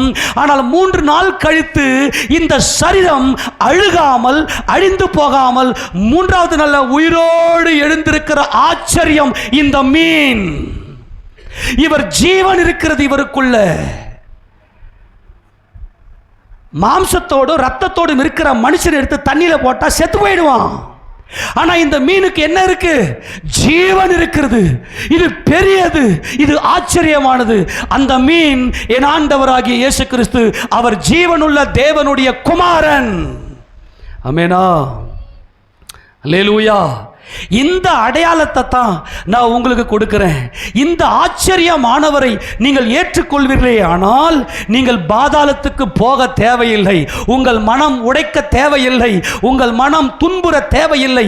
என்னுடைய சந்தோஷத்தை உங்களுக்கு நான் நிறைவாய் கொடுக்கிறேன் என்று சொல்லி இந்த அடையாளத்தை கர்த்தர் காண்பித்தார். அதே போல கல்வாரி சிலுவையில் அவர் என்ன பண்ணாரு? பாடுபட்டு நமக்காக சிலுவையில் அவர் மரித்தார். அசுத்த சிந்தனை, அசுத்த பேச்சு, அசுத்த காரியங்கள்லாம் நமக்குள்ள வருது. அதுக்கு காரணம் என்ன தெரியுமா? ரத்தம், பாவ ரத்தம், உப்பு ரத்தம். உன் உடம்புல எங்க குத்துனாலும் ரத்தம் வரும். ஆக பாவமே இல்லாத இடம், பாவமே இல்லாத வாழ்க்கை நம்முடைய வாழ்க்கையிலேயே கிடையாது. நம்முடைய வாழ்க்கையே பாவமாக இருக்கிறது. நான் இப்போ என்ன சொல்ல வரேன்னா, இந்த ஆச்சரியமானவரை உங்கள் சிந்தனையில் வைத்துட்டீங்கன்னா இந்த பாவம் அமர்ந்து விடும், இந்த பாவ கொந்தளிப்பு அமர்ந்து விடும். நான் சொல்வதை புரிந்து கொள்ளுங்கள் தேவஜனமே, அன்பானவர்களே. நம்ம உடம்புல பாவம் இருக்கிறது. 3வது நாளிலே உயிர்த்தெழுந்த இந்த மீன், இந்த ஆச்சரியமானவர், இந்த அமேசிங் லைட், இவரை நீங்கள் உங்கள் இரட்சகராக ஏற்றுக்கொண்டு ஆச்சரியப்படுவீர்களே ஆனால், அவருடைய உயிர்த்தெழுதலை நினைத்து நினைத்து நீங்கள் ஆச்சரியப்படுவீர்களே ஆனால், உங்கள் சிந்தனையில் இருக்கிற எல்லா பாவங்கள் அக்கிரமங்கள் அப்படியே அமரும். அந்த கடல் கொந்தளிப்பு அமரும், உன் போராட்டம் அமரும், உன் துக்கம் அமரும், உன்னை துக்கப்படுத்தி வேதனைப்படுத்தின எல்லாம் அமரும். அந்த மகிமையின் தேவன், அந்த ஆச்சரியமானவரை உங்க சிந்தனையிலே கொண்டு வந்து அவரை தியானிக்கும்படியாய் நான் உங்களை அன்பாய் கேட்டுக்கொள்கிறேன். ஏன் தெரியுமா? அவருடைய ஆத்மா பாதாளத்துக்கு போகும், ஆனால் வேதனைக்கு நிறைய போகாது. அவர் பரிசுத்தர். அந்த வசனத்தை வாசிக்க பார்க்கலாம். சங்கீதங்களின் புத்தகம் 16வது சங்கீதத்தில் 16வது சங்கீதம் 9வது வசனத்தில் வாசி. 9:10. ஆகையால் என் இருதயம் பூரித்தது, என் மகிமை களி கூர்ந்தது, என் மாம்சமும் நம்பிக்கையோட தங்கி இருக்கும். நல்ல கவனி, எங்க தங்கி இருக்கும்? கல்லறையில். ஏசப்பாவுடைய உடம்பை எடுத்துன்னு போய் எங்க வச்சாங்க? கல்லறையில். கவனிங்க, என் உடம்புல சமுத்திரம், நான் ஒரு துன்மார்கன், என் உடம்புல உப்பு ரத்தம், ரத்தம் இருக்கிறது. எங்கே எல்லாம் ரத்தம் இருக்குதோ ரத்தத்தில் பாவம் இருக்கிறது. இந்த பாவத்தை இந்த மாம்சம் விரும்புகிறது. நம்ம எல்லாம் பாவிகள். ஆனால் கர்த்தர் நமக்காக அந்த சதை, அந்த பாவ சரீரத்தை மீட்கிறதுக்காக அவர் மாம்சத்தில் அவர் வெளிப்பட்டு, அவர் ரத்தத்தோடு வெளிப்பட்டு. நல்லா கவனிக்கல, ஒரு ஆமென் சொல்லுங்க. எல்லாம் கவனி. இப்போ நம்ம திருவிருந்து எடுக்க போகிறோம். ஆண்டவரே, உம்மை அறியாமல் உமக்கு விரோதமாய் நான் எத்தனையோ பாவங்கள் செய்திருக்கிறேன். அதனால எனக்கு மரணம் நிச்சயம். பாவத்தின் சம்பளம் மரணம். அதனால தான் பாதாளம் அந்த மனுஷனை இழுத்துக்குது.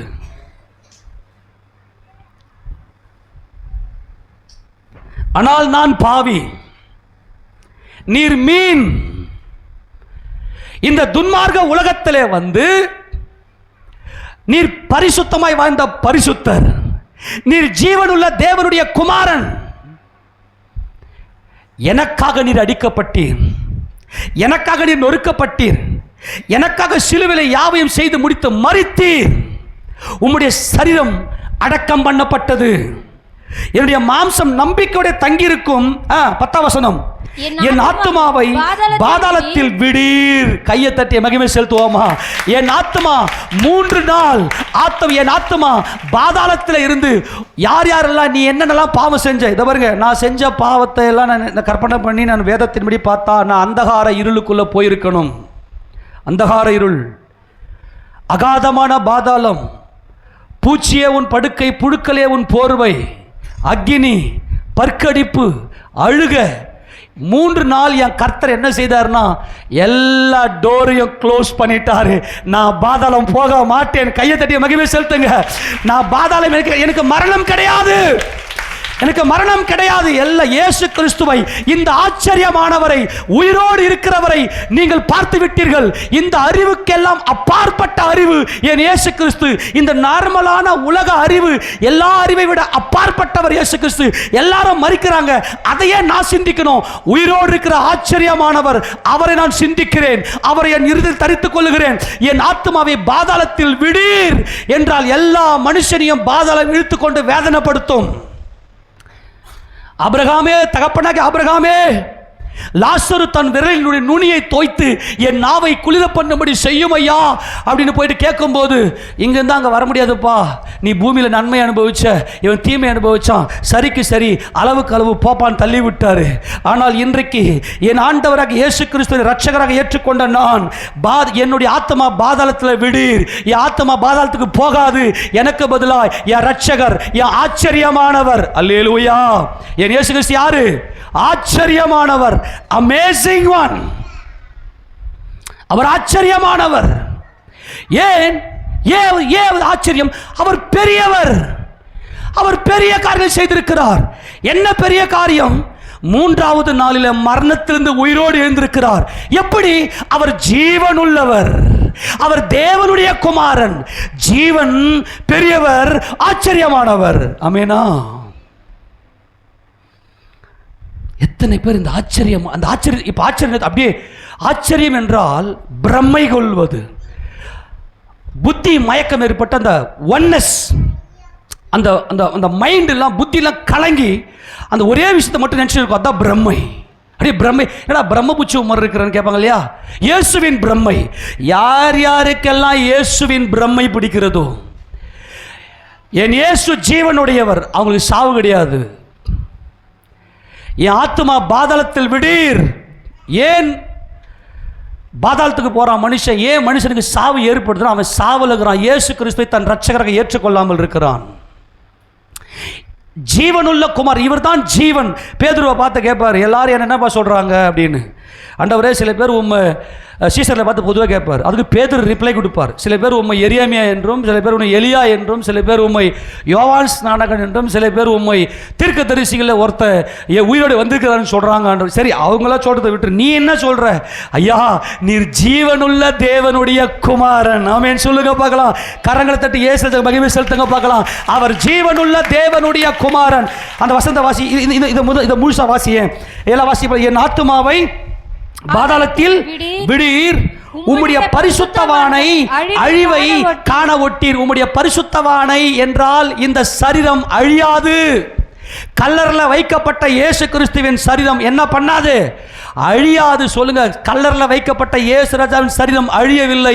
அது அழியறதுக்கு முன்னாடி 3வது நாள்ல உயிரோடு எழுந்தார். அதுதான் உம்முடைய பரிசுத்தவானை அழிவை காண ஒட்டீர். அடுத்தது, ஜீவ மார்க்கத்தை எனக்கு தெரியப்படுத்துவீர். உம்முடைய சமூகத்தில் பரிபூர்ண ஆனந்தமும் உம்முடைய வலது பாரசத்தில் நித்திய பேரின்பமும் உண்டு. இதுதான் ஆச்சரியம். தேவாதி தேவனுடைய வலது பாரசத்தில் என் கர்த்தர் கர்த்தர், ஒரு மனுஷன் உட்கார்ந்து இருக்கிறார், அவர் என் ரட்சகர். எத்தனை பேர் விசுவாசிக்கிறீங்க? இதுதான் அந்த பேரின்பம். இயேசு கிறிஸ்துவுடைய அந்த ஆச்சரியம் என்ன தெரியுமா? அதரிசனமா இருக்கிற தேவனுடைய வலது பார்சத்துல ஒரு மனுஷன் உட்கார்ந்து இருக்கிறார். இது ஆச்சரியம். இதுதான் ஜீவனுள்ள மீன். இந்த மீன் என்றாலே ஜீவன். அந்த மீனுக்கு ஜீவன் இருக்கு. மாம்சத்தோடும் இரத்தத்தோடும் இருக்கிற இந்த மீன் எடுத்து தண்ணீரில் போட்டால் உயிர் வாழ்கிறது. அது பெரியது, அது ஆச்சரியமானது. இந்த துன்மார்க்க உலகத்தில் அவர் தேவனாய் இருந்தும், அவர் வார்த்தையானவராய், தேவனுடைய வார்த்தையானவராய் இருந்தும், அந்த வார்த்தை மாம்சமாகி இந்த துன்மார்க்க உலகத்தில் வந்து வாழ்ந்தார். அவர் தமக்கு சொந்தமானதிலே வந்தார். ஆமெனா, அல்லேலூயா. ஆனால் உலக ஜனங்க எல்லாம் என்ன பண்ணிட்டாங்க தெரியுமா? உலக ஜனங்க எல்லாம் இந்த ஜீவனுள்ள தேவனுடைய குமாரனாகிய இந்த மீனை அவர் தள்ளிவிட்டார்கள், அவர் புறம்பே தள்ளிவிட்டார்கள். ஆனால் ஒரு குறிப்பிட்ட ஆத்துமாக்களுக்கு மாத்திரம்தான் இந்த ஆச்சரியமான வெளிச்சம் அவர்களுக்கு வெளிப்பட்டது. அன்பானவர்களே, நீங்கள் இதை ஆண்டவர் இங்கே கேட்கும்போது இந்த வெளிச்சம் யாருக்கு வெளிப்படும் என்பதை எடுத்து வாசிக்க பார்க்கலாம். மத்தேயு சுவிசேஷ புத்தகம் 16வது அதிகாரத்தில் அதில் 13வது வசனத்தை வாசிக்க பார்க்கலாம். பின்பு இயேசு, வேகமா வாசிமா கொஞ்சம். பிலிப்பு செசரியாவின் திசைகளில் வந்தபோது தம்முடைய சீஷரை நோக்கி, மனுஷகுமாரனாகிய என்னை ஜனங்கள் யார் என்று சொல்லுகிறார்கள் என்று கேட்டார். அதற்கு அவர்கள், சிலர் உம்மை யோவான் ஸ்நானகன் என்றும், சிலர் எலியா என்றும், வேறு சிலர் எரேமியா அல்லது தீர்க்கதரிசிகளில் ஒருவர் என்றும் சொல்லுகிறார்கள் என்றார்கள். அப்பொழுது அவர், நீங்கள் என்னை யார் என்று சொல்லுகிறீர்கள் என்று கேட்டார். சீமோன் பேதுரு பிரதியுத்தரமாக, ஐயா, நீர் ஜீவனுள்ள தேவனுடைய குமாரனாகிய கிறிஸ்து, நீர் மீன். என் இயேசு ராஜனே, நீர் மீன். எப்படி மீன்? கவனிங்கப்பா, எல்லாம் கவனிங்கப்பா. மாம்சத்தை எடுத்து தண்ணியில சமுத்திரத்தில் போட்டா, மாம்ச உடலை எடுத்து சமுத்திரத்தில் போட்டா அந்த மாம்ச உடல் என்ன ஆயிடும்? மரித்து போகும். இந்த துன்மார்க்க உலகத்தில் எல்லாருமே பாவம் செய்யறோம். அந்த பாவத்தின் நிமித்தம் மரணம் அவனை இழுத்துக் கொள்ளுகிறது. ஆனால் நீர் மீன். இந்த துன்மார்க்க உலகத்தில் வந்து உம்மிடத்துல பாவம் இல்லை. கையை தட்டி மகிமை செலுத்துவோமா? நீர் ஜீவனுள்ள, சொல்லுங்க, மீன். அப்படின்னா என்னதுங்க? ஜீவன். ஆமென், சொல்லுங்க. மீன் என்னது?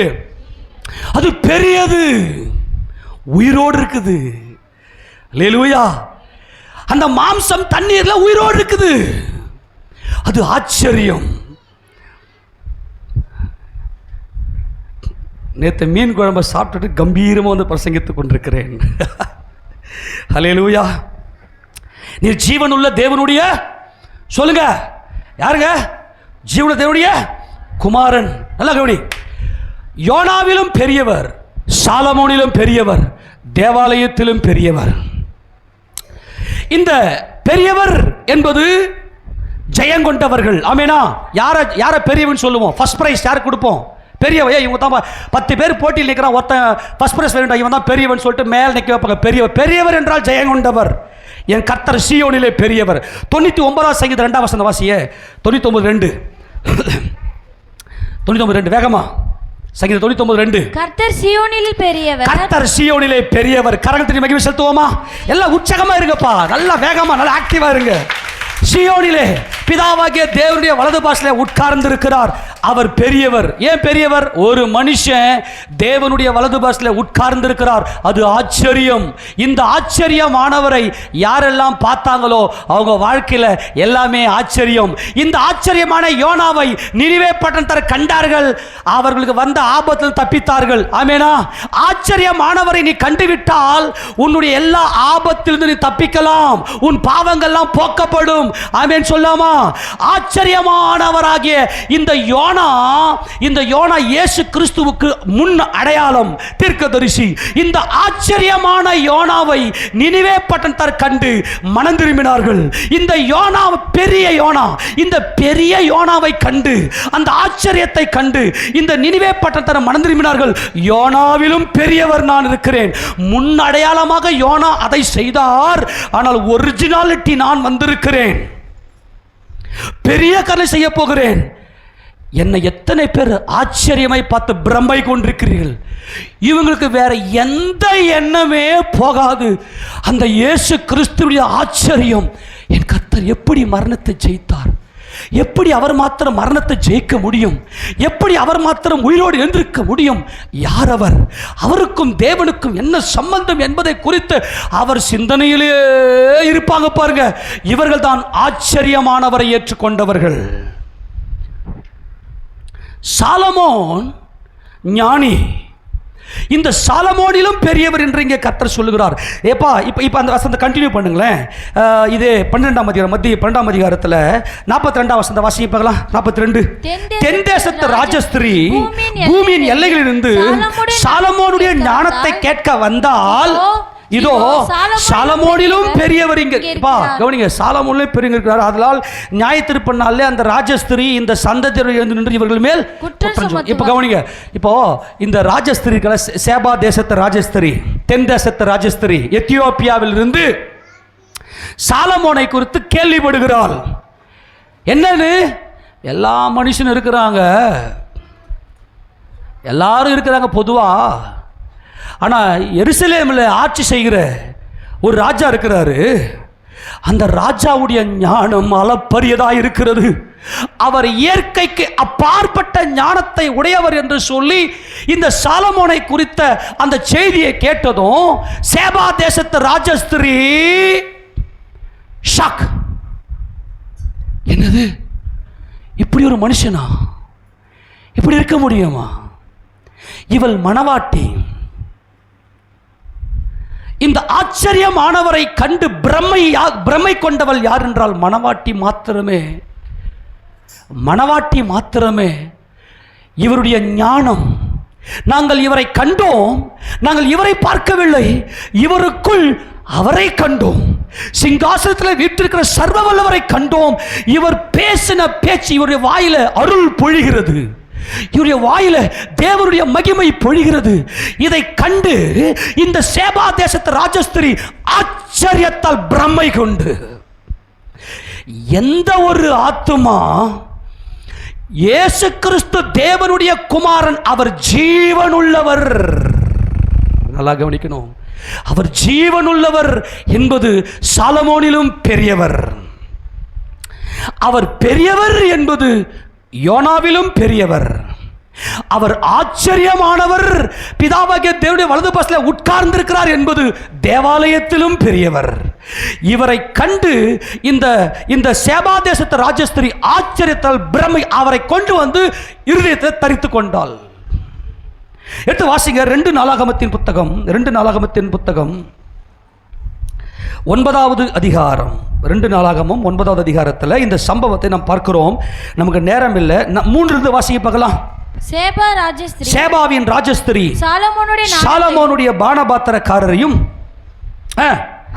அவன் அரண்மனையையும் அவன் பந்தியின் போஜன பதார்த்தங்களையும் அவன் ஊழியக்காரரின் வீடுகளையும் அவன் உத்தியோகஸ்தரின் வரிசையும் அவர்கள் வஸ்திரங்களையும் அவருடைய பானபாத்திரக்காரரையும் அவர்கள் வஸ்திரங்களையும் அவருடைய கர்த்தருடைய ஆலயத்துக்குள் பிரவேசிக்கும் நடைமண்டபத்தையும் கண்டபோது அவள் ஆச்சரியத்தால் பிரமை கொண்டு, அல்லேலூயா.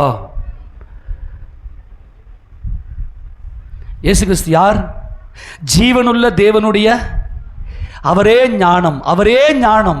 நீதிமொழி 8 சொல்லப்பட்டிருக்கிற ஞானம், நானே ஞானம், நான் தான் அந்த மீன், நான் தான் ஜீவனுள்ள தேவனுடைய குமாரன். மணவாட்டி மாத்திரமே. யார்? கிறிஸ்து இயேசுவுடைய அந்த ஞானம், அவர் பிதாவாகிய தேவனுடைய குமாரன் என்கின்ற அந்த ஆச்சரியம், அவருக்குள்ள இருக்கிற ஜீவனை கண்டுபிடிக்கிறாளோ அவள்தான் ஆச்சரியத்தால் பிரமை கொள்ளுவாள். அவள்தான் மணவாட்டி. ஆச்சரியத்தால் பிரமை. இந்த பிரமை என்பது பைத்தியம் பிடிக்கிறது.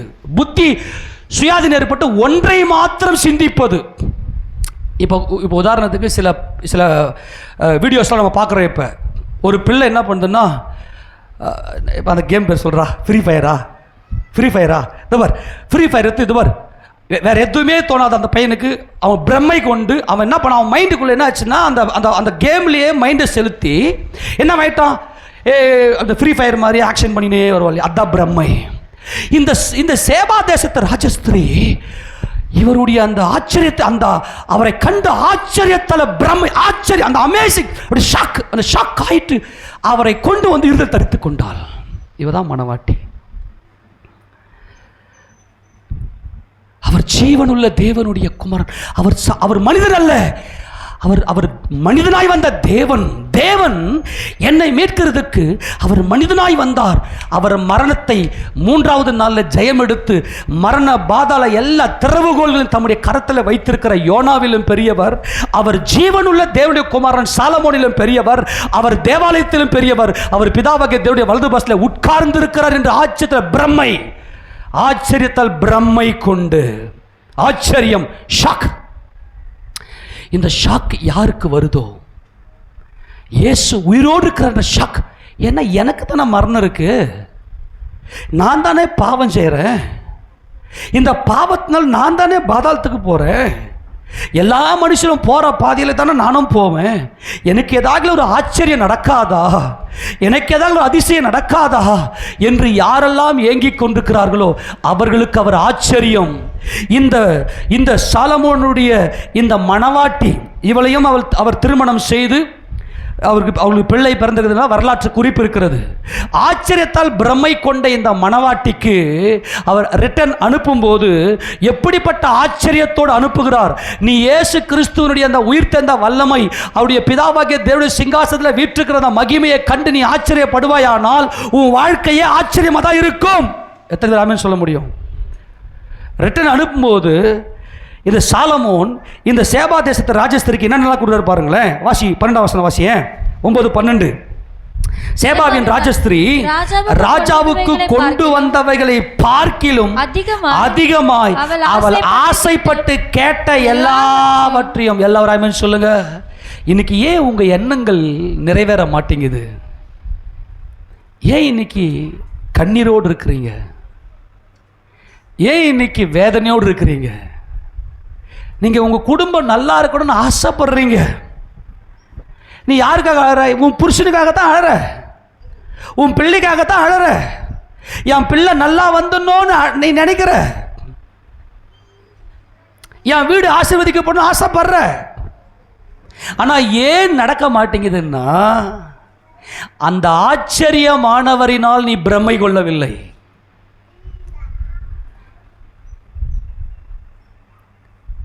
அவரை கண்டு ஆச்சரியப்பட்ட இந்த மணவாட்டி அவள் கேட்டதை விட அதிகமாக அவள் என்னென்னலாம் அதனால கவனிங்க, ஆசைன்னு இருக்கு அவள் மனசில், அடி மனசுக்குள்ள. அங்கே பாருங்க, உனக்கு என்னம்மா ஆசைன்னு கேட்குறாரு. ஒரு நல்ல மணவாளன் நமக்கு உண்டு, வேறு எதையுமே உங்கள் மைண்டில் கொண்டு வராதுங்க ப்ளீஸ். உங்களை அன்பாய் கேட்குற அந்த பிரம்மை, அவர் மேலே அவருடைய உயிர்த்தெழுந்த வல்லமை, அந்த வல்லமையினால் நீங்கள் பிரம்மை கொள்ளுவீங்கன்னா அப்போ கேட்பார் உன் ஆசை என்னன்னு. நீ என்ன பண்ணுறன்னா அவரை விட்டுட்டு ஆசை ஆசை ஆசை ஆசை ஆசைன்னு ஓடுற, எதுவுமே நடக்க மாட்டேங்குது. புரிஞ்சு போச்சா இப்போ ரகசியம்? நீ ஆசைப்படுறது என்ன? மணவாளன் கேட்கிறார். மணவாட்டி என்பவள் யார் என்றால் அவருடைய மகிமை, அவருடைய ஜீவனை கண்டு ஆச்சரியத்தால் பிரம்மை கொள்ளுகிறவளே மணவாட்டி. அவள் என்ன செய்வான்னா, அவளால் வேதத்தை வாசிக்காமல் இருக்கவே முடியாது. என்னைக்கு கிறிஸ்துவனுடைய உயிர்த்தெழுந்த வல்லமையை நீ கண்ணில் பார்க்குறியோ, ஒரு நாள் நான் எழுந்துக்குவனே உயிரோட, ஒரு நாள் நான் உயிரோடு எழுந்துக்குவனே, அன்னைக்கு இந்த இரத்தத்தோடும் மாம்சத்தோடும் நான் யோசனையில் இருப்பேனே, ஆனால் என் பாவம் அன்னைக்கு தலை தூக்கி மேலோங்கி நிற்கும். ஆனால் இந்த ஆச்சரியமானவரை என் சிந்தனையில் கொண்டு வந்துட்டா இந்த சமுத்திரம் அடங்கும். அவர் சமுத்திரத்தை பார்த்து இறையாதே அமைதலாயிரு என்று சொன்னார். அவரை நீ உன் சிந்தனையில் வச்சுட்டேன்னா உன் பாவமெல்லாம் மன்னிக்கப்பட்டுரும். பாதாளம் உன்னை தொட முடியாது, துன்பம் உன்னை தொட முடியாது, வருத்தம் உன்னை தொட முடியாது. அன்பானவர்களே, உன் கடன் பிரச்சனை உன்னை தொட முடியாது, உன் குடும்ப பிரச்சனை உன்னை தொட முடியாது. அவருடைய ஆச்சரியமானவரை நீங்கள் பிரம்மை கொள்ள, அந்த ஆச்சரியமானவரை கண்டு பிரம்மை கொள்ளவில்லை. ஆச்சரியமானவரை ஆராய்ச்சி செய்யுங்கள், மாம்சத்தோடு ரத்தத்தோடும் ஆராய்ச்சி செய்ய வேண்டாம். பவுல் சொல்லுவார், கர்த்தர் என்னை பிடித்த போது நான் மாம்சத்தோடு ரத்தத்தோடு யோசனை பண்ணாமல் என்னை நான் ஒப்பு கொடுத்தேன் என்று சொல்லுகிறார். இவள் ஆசைப்பட்டதை எல்லாம் கொடுக்கிற ஒரு நல்ல மணவாளன் எனக்கு உண்டு. கையை தட்டி அவருக்கு மகிழ்ச்சி செலுத்துவோமா? நான் ஆசைப்பட்டதெல்லாம் நிறைவேற்றி நான் என்னையா பெருசா ஆசைப்பட்டு போறேன்?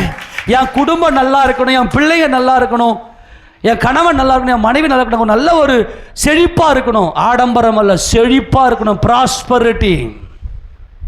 இந்த ப்ராஸ்பரிட்டி, செழிப்பு, முழு சமாதானம் ஒருவராலும் எடுத்து போட முடியாத சந்தோஷத்தை யாரால் மாத்திரம்தான் கொடுக்க முடியும் என்றால் யாருடைய கண்ணுக்கு அவர் ஆச்சரியம் வெளிப்படுகிறதோ.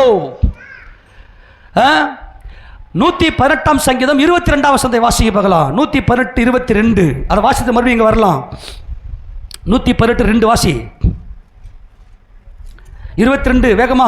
வீடு கட்டுகிறவர்கள் ஆகாதென்று தள்ளின கல்லு மூளைக்கு தலைக்கல்லாயிற்று. அது கர்த்தராலே ஆயிற்று. யாருடைய கண்களுக்கு ஆச்சரியம்? மணவாட்டி கண்ணுக்கு. என் மணவாள, என் மரணத்தை ஜெயித்த என் புருஷன் இயேசு கிறிஸ்து, என் புருஷன் எனக்காக சிலுவையில் யாவையும் செய்து முடித்தார் என்று அவருடைய ஞானம், அவர் தேவகுமாரன் என்று சொல்லி அவரை பார்க்கிற நம்முடைய கண்களுக்கு அது ஆச்சரியம். மற்றவங்க எல்லாம் அந்த கல்லை தள்ளிட்டாங்க. ஆகாது என்று தள்ளின இந்த கல் சீயோனிலே மூளைக்கல் ஆயிற்று. இதோ பரீட்சிக்கப்பட்டதும் வெளியேறப்பட்டதுமான மூளைக்கல்லை நான் சீயோனிலே வைக்கிறேன், அதன் மேல் விசுவாசமா இருக்கிறவன் பதறான் என்று கர்த்தர் சொன்னாரே. மணவாட்டியின் கண்ணுக்கு ஆச்சரியம். இந்த கல் 3வது நாள்ல உயிரோடு எழுந்தது. அது தேவன் வாசமாயிருந்த கல். ஆமென். எதை வச்சு வீடு கட்டுவோம்? கல்லை வச்சு வீடு கட்டுவோம். தேவாதி தேவன், வானங்களும் வானாதி வானங்களும் கொல்லாத தேவாதி தேவன் குமாரனிலே வாசமாக இருந்தார். அந்த தேவன் தங்கின வீடு என் இயேசு ராஜன். கையை தட்டி மகிமை செலுத்துவோமா? எல்லாரும் யூதர்கள் ஆகாதென்று தள்ளின இந்த கல், இது மீன். இந்த மீன் இந்த சமுத்திரத்தில், இந்த பொல்லாத உப்பு கடல்ல, இந்த துன்மார்க்க சந்தில வந்து ஜீவனோடு பிதாவின் சித்தம் செய்வதே இவருடைய நோக்கமாக இருந்தது. அப்படி யாருடைய கண்ணுக்கு ஆச்சரியமாய் இருக்கிறாரோ அவங்க சந்தோஷத்தை எடுத்து போட ஒருவனாலும் கூடாது என்று புதன்கிழமை பார்த்தோம். எடுத்து தொடர்ந்து வாசி போல அந்த வசனத்தை. 110 தொடர்ந்து வாசி. எல்லா வாசி, எல்லா கண்ணும் பார்க்கட்டும். மறுபடியும் வாசி. வீடு கட்டுகிறவர்கள் ஆகாதென்று தள்ளின கல்லு மூளைக்கு தலைக்கல்லாயிற்று. அது தேவாதி தேவனாலே ஆயிற்று. அந்த நம்முடைய கண்கள் என்பதுதான் மணவாட்டி சபை. யாரெல்லாம் இயேசுக்கு உயிர்த்தெழுந்த இயேசு கிறிஸ்துவை உங்கள் கண்முன் வைத்திருக்கிறீர்கள், உங்கள் கண்முன் எல்லாம் என்ன பார்க்குறீங்களா? உங்கள் கண்முன் என்றால் உங்கள் சிந்தனையில் உங்கள் சிந்தனை சிந்திக்குது இல்லையா? உங்கள் வாழ்க்கை ஆச்சரியமாக இருக்கும், செழிப்பாக இருக்கும், சமாதானமாக இருக்கும். அன்பானவர்களே, கிறிஸ்து வந்து செத்துட்டு மரித்து அடக்கம் பண்ணப்பட்டு வந்துட்டு ஏதோ போயிட்டாருன்னா யாருக்காக? எனக்காக. நான் ஒரு அடையாளத்தை காட்டுறேன்பா. இந்த அடையாளத்தை பார், இந்த உயிர்த்தெழுந்த வல்லமையை பார். அது நம்முடைய கண்களுக்கு. சேபா தேசத்து ராஜஸ்திரிக்கு அவ உயிரோடு எழுந்து வருவாடாடே. இந்த சாலமோனுடைய ஞானத்தை நான் ஆராய்ச்சி செய்தேன், என் இயேசு கிறிஸ்துவை ஆராய்ச்சி செய்தேன். ஆராய்ச்சி செய்கிற அந்த அறிவு அவர் ஆராய்ச்சி பண்ணணும். உலகத்தெல்லாம் ஆராய்ச்சி பண்றோம் நம்ம இன்னைக்கு. அவர் ஆராய்ச்சி பண்ணணும். வேத வாக்கியங்களை ஆராய்ந்து பாருங்கள், அவைகளால் உங்களுக்கு நித்திய ஜீவன் உண்டு என்று எண்ணுகிறீர்களே. என்னை குறித்து சாட்சி கொடுக்கிறவைகள் அவைகளே. ஆதியாகமத்திலிருந்து வெளிப்படுத்தின விசேஷம் வரைக்கும் ஆராய்ந்து பாருங்கள். அவதான் சேபா தேசத்து ராஜஸ்திரி, அவதான் மணவாட்டி. பிரம்மை கொண்டு ஆராய்ச்சி. அவருடைய உயிர்த்தெழுந்த வல்லமையை ஒருத்தன் பார்த்துட்டான்னா உன்னால் பைபிளை கீழே வைக்க முடியாது. அவருடைய உயிர்த்தெழுந்த வல்லமை, பிதாவின் வலது பாசத்தில் உட்கார்ந்துருக்க மகிமையை ஒருத்தன் பார்த்துட்டு பிரமை கொண்டுட்டான்னா அவள் தான். அவன் பார்த்தீங்கன்னா பிரம்மை கொண்டு பைபிள் பைபிள் பைபிள், இயேசு இயேசு இயேசு இயேசு இயேசு, பைபிள் பைபிள் பைபிள், இயேசு இயேசு இயேசு இயேசு இயேசு, அப்படியே வேற எதுவுமே இருக்காது. எப்போ பார்த்தாலும் ஆராய்ச்சி ஆராய்ச்சி ஆராய்ச்சி ஆராய்ச்சி. அப்படிப்பட்டவங்க எப்படி இருப்பாங்க? இது கர்த்தர் உண்டு பண்ணின நாள், இதிலே கலிகூர்ந்து யாரெல்லாம் அந்த ஆச்சரியத்தை பார்த்துட்டாங்களோ மகிழ்ச்சி, எல்லாம் சந்தோஷமா கையை தட்டி இது கர்த்தர் உண்டு பண்ணின நாள். ஒவ்வொரு நாளும் ஒவ்வொரு நாளும் ஒவ்வொரு நாளும் ஆனந்த களிப்பு மகிழ்ச்சி. ஏன் இன்னைக்கு மனசு உடையுது? ஏன் இன்னைக்கு நொந்து நூடுல்ஸ் ஆகிற? சில பேர் நல்லா நொந்து நூடுல்ஸ். ஏன் நூடுல்ஸு? ஏன் பிரச்சனையை எடுத்து போய் உன் மைண்டில் வைக்கிற? செடியில் இருக்கிற தேலை எத்தி உன் சிந்தனையில வைக்கிற, வச்சுட்டு குடையுதுன்னா யார் பொறுப்பு? உன் சிந்தனைக்கு நீ தான் பொறுப்பு. இன்னைக்கு கர்த்தர் உன்னை சந்தித்து இருக்கிறார். எத்தனை பேர் விசுவாசிக்கிறீங்க? அல்லேலூயா. இது கர்த்தர் உண்டு பண்ணின நாள். சேபா தேசத்து ராஜஸ்திரியே, தென் தேசத்து ராஜஸ்திரியே, இனி உன் சந்தோஷத்தை யாரும் எடுத்து போட முடியாது. என்ன, உன் சிந்தனையில் ஆச்சரியமானவர் வந்திருக்கிறார். அல்லேலூயா. இது கர்த்தர் உண்டு பண்ணின நாள். இதிலே கலிகூர்ந்து எல்லாம் சொல்லுங்க, கலிகூர்ந்து. ஏன்? அவர் ஜீவன் உள்ளவர், அவர் சீயோனிலே பெரியவர், அவர் ஆச்சரியமானவர். அல்லேலூயா. 25 வசனம். கர்த்தாவே ரட்சியும், கர்த்தாவே காரியத்தை வாய்க்க பண்ணும். அப்படின்னா தெரியுமா? ஓ லார்ட் சேவ் நவ். கர்த்தாவே ரட்சியும் என்றால் சேவ் நவ். எங்கள் ரட்சியும் ஐயா, எங்கள் துன்பத்திலிருந்து, எங்கள் கடன் பிரச்சனையிலிருந்து, எங்கள் மாம்ச போராட்டத்திலிருந்து, என் குடும்பத்தை இன்னும் நான் வீடு கட்டல, என் பிள்ளைங்க இன்னைக்கும் மழையிலையும் காத்திலையும் நனைகிறாங்க, நாங்கள் இன்னைக்கும் செழிப்பு இல்லாமல் இருக்கிறோம். ஓ லார்ட் சேவ் நவ். ஓ லார்ட் சென்ட் நவ் ப்ராஸ்பரிட்டி. செழிப்பை அனுப்பும். இதுதான் மணவாட்டி. மணவாட்டி செழிப்பா இருக்கிறவள், ஐஸ்வர்ய சம்பன்னனா இருக்கிறவள் தான் மணவாட்டி. ஆமேனா? அதெல்லாம் நான் லாக் பண்ணி வச்சிட்டேன். அது புதகம பிரசங்கத்தில் அதெல்லாம் ரகசியம். அடிக்கிறாரு அப்போட நான் புரியுது. அதெல்லாம் பயங்கர சீக்ரெட். அதெல்லாம் 1,40,000 பேர்லாம் அவ்வளோ சீக்கிரம் புரியாது.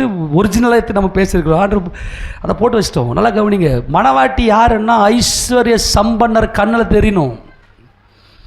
மனசை ஒரு வினாடி கூட உடைக்கக்கூடாது. மனசை உடைச்சேன்னா பாதாளம் ஒன்று இழுத்துக்கும். ஏன் திடீர்னு சாவுறது? இப்போ ஏசப்பாவுடைய வருகையில் யார் போகிறாங்க? சந்தோஷ ப்ராஸ்பரிட்டி, செழிப்பாக இருந்தவர்கள். கணவன் மனைவிக்குள்ள செழிப்பு, பிள்ளை பெற்றோருக்குள்ள செழிப்பான உறவு, கடன் பிரச்சனை இல்லாமல் நல்லா கிடைக்கும். அப்போ கடன் பிரச்சனை இருந்துச்சுன்னா பரலோகம் போக மாட்டலாம். அப்படி இல்லை. கடன் பிரச்சனைனால உள்ளம் பாதிக்கப்படக்கூடாது. இன்னைக்கு ஏன் உன் மனசு உடையுதுன்னா, நீ ஆச்சரியமானவரை பார்க்கல. லோக பிரபுக்கள் சாவறது போல நீ சாவற.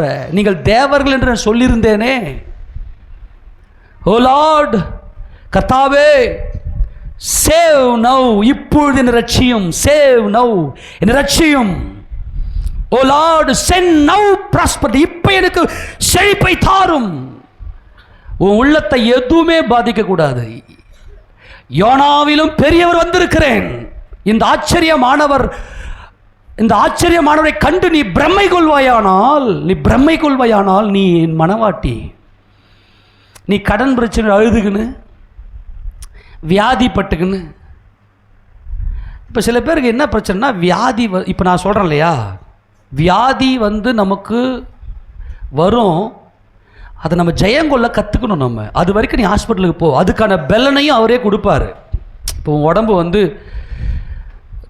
சூடாக இருக்குதா, இல்லை கூலாக இருக்குதா, கோல்டாக இருக்குதா, இல்லை கேஸ்னால் பாதிக்கப்பட்டுக்குதா, இது 3 ரகசியமும் உனக்கு தெரியணும். அப்போ தான் நீ என்ன சாப்பிடணும். அது தேவனே உனக்கு அந்த அறிவை கொடுப்பார். அதுக்கான பலனை அவர் தான் கொடுப்பார். கண்டிப்பாக கிறிஸ்துடைய ஆச்சரியத்தை கண்டு பிரம்மை கொண்டவர்கள் மருத்துவமனைக்கு போக மாட்டாங்க. போகக்கூடாதுன்னு சொல்ல போக மாட்டாங்க. ஏன்னா அவங்களுக்கு சரீர சுகத்தை கர்த்தரே அவங்களுக்கு, ஏன்னா மனவாட்டிக்கு ஆசைப்பட்ட கேட்டதெல்லாம் கொடுத்துருவார். நீ என்னெல்லாம் ஆசைப்படுறே கொடுத்துருவார். நீதிமானுடைய ஆசை நன்மையே. நீ ஆசைப்படுறதெல்லாம் கொடுத்துருவார். நீ என்ன, நீ மனசுக்குள்ள இருக்குது, இது சாப்பிடணும் போல் இருக்குதுன்னு நினச்சி பாரு, சர்ன்னு நிற்கும். பயங்கர ஆச்சரியமாக இருக்கும். நீ ஆசைப்படுறதெல்லாம் கொடுக்கறது தான் உன்னை அழைச்சிருக்கிறார். நீ இன்னமும் கண்ணீர் வடிச்சிக்கணும், இன்னமும் குடும்பத்தை சமாதானம் இல்லை. அதுக்கு என்ன ரீசன் புரிஞ்சுக்க. எல்லாரும் பார்த்தா நீ இருக்கிற உன் சிந்தனையில் இயேசு இயேசு இயேசு, லேப்டாப் லேப்டாப் லேப்டாப், இயேசு இயேசு இயேசு இயேசு ஒழிக்கட்டுமே. ப்ராஸ்பரிட்டி அவ்வளோ செழிப்பாக இருக்கும். உன் வீடு அவ்வளோ செழிப்பாக இருக்கும். நம்முடைய கண்களுக்கு அது ஆச்சரியம். உலகம் அதை ஏற்றுக்கொள்ளாது. நீங்கள் சபைக்குள்ளே வந்திருக்கிறீங்க, அவர் உன் கூடவே தான் இருக்கிறார். உன் கூடவே தான் இருக்கிறார். எல்லாத்தையும் அறிகிறார். என்னைக்காவது என்னை திரும்பி பார்த்துறேம்மா, நீ பார்க்குற எல்லாம் வேதனையை கொடுக்கும் உனக்கு. நான் மட்டும்தான் உனக்கு சமாதானத்தை கொடுக்க முடியும். நம்முடைய கண்களுக்கு அது ஆச்சரியமாக இருக்கிறது. அப்போது புதிய ஏற்பட்ட காலத்தில் இந்த யூதர்கள் தள்ளிட்டாங்க. இந்த அமேசிங் லைட்டை தள்ளிட்டாங்க. யாராகிலும் இந்த இயேசுவை எங்கள் சேவியர், எங்கள் சேவியர், எங்கள் ரட்சகர் அப்படின்னு சொல்லி யாராகிலும் உட்காந்து நீ ஆராதனை பண்ணீங்க, உங்களை பிடிச்சி ஜெயிலில் போட்டு சாகடிச்சிருவேன் என்பது அன்றைய அப்போஸ்தலர் கால சட்டத்திட்டம். ஆமெனா? அப்போ இயேசு கிறிஸ்துவை தங்கள் சொந்த ரட்சகராக ஏற்றுக்கொண்டு அவரை ஆராதிக்க கூடாது. யாருமே ஆராதிச்சாங்கன்னா ஜெயிலில் பிடிச்சி போட்டுருவாங்க. அதனால் என்ன பண்ணாங்க அப்போஸ்தலர், என்ன பண்ணாங்க, வீடுகள் தோறும் மறைஞ்சி ரகசியமாய் மனவாட்டிகள், இவங்களுக்கு வேறு எதுவுமே உயிரெலாம் பெருசு கிடையாது இவங்களுக்கு. அவர் ஆச்சரியம், அவர் மீன், அவர் ஜீவனுள்ள தேவனுடைய குமாரன், அவர் பெரியவர், அவர் உயிரோடு எழுந்திருக்கிறார், பெரியவர், அவர் பிதாவாகிய தேவனுடைய சிங்காசன வலது பாசத்தில் உட்கார்ந்திருக்கிறார், அவர் மீன் என்பதை அறிந்து கொண்ட இந்த புதிய ஏற்பாட்டு கால சபையார் என்ன செஞ்சாங்கன்னா, பாருங்க, ஞாயிற்றுக்கிழமை கிறிஸ்து இயேசு உயிர்த்தெழுந்தார். அப்போ ஞாயிற்றுக்கிழமை அதிகாலையில் கர்த்தரை ஆராதிக்கணும். ஆராதிக்கிற சவுண்டு கேட்டுச்சுன்னா பிடிச்சி உள்ளே போட்டுருவாங்க. அப்போஸ்தலனாகிய பவுல் சீறி பாய்ந்து வீடுகள் தோறும் அவங்கள பிடிச்சி, அந்த வசந்த வாசிப்போல அப்போஸ்தலர் நடவடிக்கை புத்தகம் 9ஆம் அதிகாரத்தில், அப்போஸ்தலர் நடவடிக்கை புத்தகம் 9ஆம் அதிகாரம் எல்லாத்து வாசிக்க பார்க்க, அந்த வசந்த 9ஆம் அதிகாரத்தில் 1 வாசி. சவுல் என்பவன் இன்னும் கர்த்தருடைய சீஷரை பயமுறுத்தி கொலை செய்யும்படி சீரி பிரதான ஆசாரியரிடத்துக்கு போய், எங்க போய்? சீரி பிரதான ஆசாரியத்துக்கு போய். 8ஆம் அதிகாரம் 2ஆம் வசனம் வாசி. தேவ பக்தி, இல்ல 8:2, அப்போஸ்தலர் 8:3. சவுல் வீடுகள் தோறும் நுழைந்து புருஷரையும் ஸ்திரீகளையும் இழுத்து கொண்டு போய் காவலிலே போடு வைத்து சபையை பாழாக்கி கொண்டிருந்தான். எங்க தோறும் நுழைஞ்சார் பவுல்? வீடுகள் தோறும். ஏன் வீட்டில் எல்லாம் கவனி. ஏன்னா யூதர்கள் சட்டம் போட்டாங்க, இயேசுவை கிறிஸ்துனா தேவனால் அனுப்பப்பட்டவர், ஜீவனுள்ளவர் அப்படின்னு ஆராதிக்கூடாது, அவர் தான் மீன் என்பது ஆராதிக்கூடாது. இப்போ இவங்க என்ன பண்ணாங்கன்னா, சஸ்பென்ஸ், அந்தரங்க சபை சீஷர்களாக ஒன்று கூடி கதவை பூட்டி உள்ளுக்குள்ளேயே உட்காந்து சத்தமெல்லாம் இல்லாமல் ஆவியில் நிறைந்து பரிசுத்த ஆவியானவருக்குள்ள வல்லமையாய் நிறைந்து கர்த்தரை தேவாதி தேவனை ஆராதிப்பார்கள். அடுத்த வாரம் இன்னொரு வீட்டில், யார் வீட்டில் உட்காந்து நம்ம ஆராய்ச்சி இது தேவனை ஆராதிக்க போகிறோம் என்பது யாருக்குமே வெளிப்படாது. அந்த வாரத்தில் கர்த்தர் யாருக்கு சொல்கிறாரோ அவங்க வீட்டில் கூப்பிடு சஸ்பென்ஸ், அந்தரங்க சபை. வீட்டெல்லாம் மூடிக்கணும். இவங்க என்ன பண்ண ஆராதனை, இயேசு கிறிஸ்து ஜீவனுள்ள தேவனுடைய குமாரன், இயேசு கிறிஸ்து எங்கள் ரட்சகர், கர்த்தாவே எங்கள் ரட்சியும் என்பதை இவர் அறிந்து கொண்டு அந்த ஆச்சரியமானவரை கண்டு பிரம்மை கொண்டு அவரை ஆராதிக்கிறார்கள். அதனால் அவங்க என்ன பண்ணுவாங்கன்னா, எல்லாரும் என்ன பண்ணுவாங்கன்னா ஞாயிற்றுக்கிழமை ஆராதனை பண்ணிட்டு அவங்கவுங்க வேலைக்கு போகிறது, பிஸ்னஸ் பண்ணுறது, ஏதாவது வேறு எங்கே போனோமோ அங்கே அந்த தொழில் பண்ணுறதா போயிடுவாங்க. அப்படி போகும்போது அப்படியே தெருவில் பார்ப்பாங்க, யார் வீட்டில் இந்த மீன் சின்னம் பொறிக்கப்பட்டிருக்கிறதுன்னு பார்ப்பாங்க. மீன் சின்னம் அப்படி சும்மா அப்படி கிறுக்கனா மாதிரி போட்டுருவாங்க. அப்போ போட்டு பார்த்து யார் வீட்டில் இந்த கதவுல, யார் வீட்டு கதவுல என்ன பாபேல், அதான் பாபேல், அவர் தான் தேவனுடைய வாசல் தான் Babel, the gate of God, the door of God, அதுதான் அந்த பாபேல். அந்த வாசல்ல இந்த ஆச்சரியமான இந்த மீனுடைய சிம்பல் அங்கே பொறிக்கப்பட்டிருக்கும். அப்போ வேலைக்கு போகிறவங்க, பிஸ்னஸ் பண்ணுறவங்களாம் அப்படி பார்த்து, ஓ இன்னைக்கு இந்த பிரதர் வீட்டில் இந்த வாரம் கூடுக, இந்த பிரதர் வீட்டில். அப்போ என்ன பண்ணுவாங்கன்னா, பொழுது வெடிஞ்சு எல்லாரும் ஞாயிற்றுக்கிழமை எல்லாம் வேலைக்கு போகிறதுக்கு முன்னாடியே வெடியற் காலை 4 மணி 3 மணிலாம் உள்ளே போய் அசம்பிள் ஆகி கதவை லாக் பண்ணி டோர் பண்ணி நல்லா ஆராதனை பண்ணுவாங்க. அடுத்த வாரம் எங்கன்னு சொல்ல மாட்டாங்க. ஆண்டவர் சொல்லுவார், இந்த பிரதர் வீட்டில் இன்றைக்கி இந்த சபை கூடணும். அப்போது எந்த பேரும் தெரியாது. ஒரு வேலைக்கிழமை, ஒரு வெள்ளிக்கிழமை அந்த ஸ்டேஜில் பார்க்கும்போது, ஓகே இந்த பிரதர் வீட்டில் எல்லாரும் ராமன் சொல்லாமா. அது எப்படி இருக்குன்னு பார்த்தீங்கன்னா இப்படி தான் இருக்கும். எல்லாம் என்ன பாருங்க, கிரேக்க பாஷையில் இயேசு கிறிஸ்து இருந்த புதிய ஏற்பாட்டு காலத்தில் கிரேக்க பாஷையில் இக்தஸ், சொல்லுங்க, இக்தஸ் அப்படின்னா மீன் அப்படின்னு அர்த்தம். இக்தஸ்ன்னு என்ன அர்த்தம்? இந்த சிம்பல் தான் 4வது நூற்றாண்டு வரைக்கும் கிறிஸ்தவருடைய சிம்பல். இன்னைக்கு சிலுவை போடுறோம் இல்லையா, இன்னைக்கு சிலுவை தான் சிம்பல் இல்லையா கிறிஸ்தவர்களுக்கு. 4வது நூற்றாண்டு வரைக்கும், அதாவது வந்து கான்ஸ்டன்டைன் ராஜா ரட்சிக்கப்பட்டு இயேசு கிறிஸ்துவை ஏற்றுக்கொண்டு அதை வந்து ஒரு அரசாங்க மதமாக மாற்றுகிற வரைக்கும் அப்போஸ்தலர் காலத்து சிம்பல், அவளுடைய சின்னம் எது அப்படின்னா, இது மீன் தெரிதா தெரியலையா? மீன் தெரிதா தெரியலையா? தெரியலையாடா? தெரியுதா தெரியலையா? நேற்று உட்காந்து பேந்த என்னது இது, என்னது? கவனிங்க, இக்தஸ் சொல்லுங்க பார்க்கலாம். இக்தஸ் மீனுக்கு கிரேக்க பாஷையில் என்னது? இக்தஸ். அப்போ என்ன பண்ணுவாங்கன்னா, பாருங்க, ஒன்றுமே இல்லை, ஒரு ஒரு ஒரு சாக்கு எடுத்து அந்த கதவுல என்ன பண்ணுவாங்க பாருங்க, கீழே ஒரு கோடு, அப்படியே மேலே ஒரு கோடு, அவ்வளோதான். இதை பார்க்குறவங்க ஏதோ குழந்தை சாக்கை வச்சு கிறுக்கி போல் இருக்கு. என்னது? குழந்தை சாக்கை வச்சு கிறுக்கி போல். ஆனால் இது மீன். ஏன் இது மீன்? ஏன் இந்த இக்தஸ் அப்படின்னா, இந்த இக்தஸ்னுடைய இந்த வார்த்தையினுடைய இந்த அப்ரிவேஷன் தான், ஒரு முழு பதத்தினுடைய அப்ரிவேஷன் தான் பார்த்தோன்னா இந்த இக்தஸ். அதாவது வந்து முதல் எழுத்துக்கள்லாம் ஒன்று சேர்த்து, இந்த பாருங்க, அயோட்டா, கை, தீட்டா, உப்சிலன், சிக்மா. இது வந்து கிரேக்க எழுத்து. இதனுடைய அர்த்தம் என்னன்னா, அயோட்டா என்றால் யூசஸ், அதாவது ஜீசஸ். கை கிறிஸ்டோஸ், கை கிறிஸ்து, இயேசு கிறிஸ்து. இங்கே தீட்டா இருக்கு இல்லையா, இது தியோ என்றால் தேவன். அது ஹுயிஸ் என்றால் சன், தேவனுடைய குமாரன். இங்கே சிக்மா, இங்கே பார்த்தீங்கன்னா சேவியர், சொட்டேர் அப்படின்னா சேவியர், எங்கள் இரட்சகர், எங்களை மரணத்திலிருந்து ரட்சித்தவர், எங்களுடைய துக்கத்திலிருந்து ரட்சித்தவர் என்பது.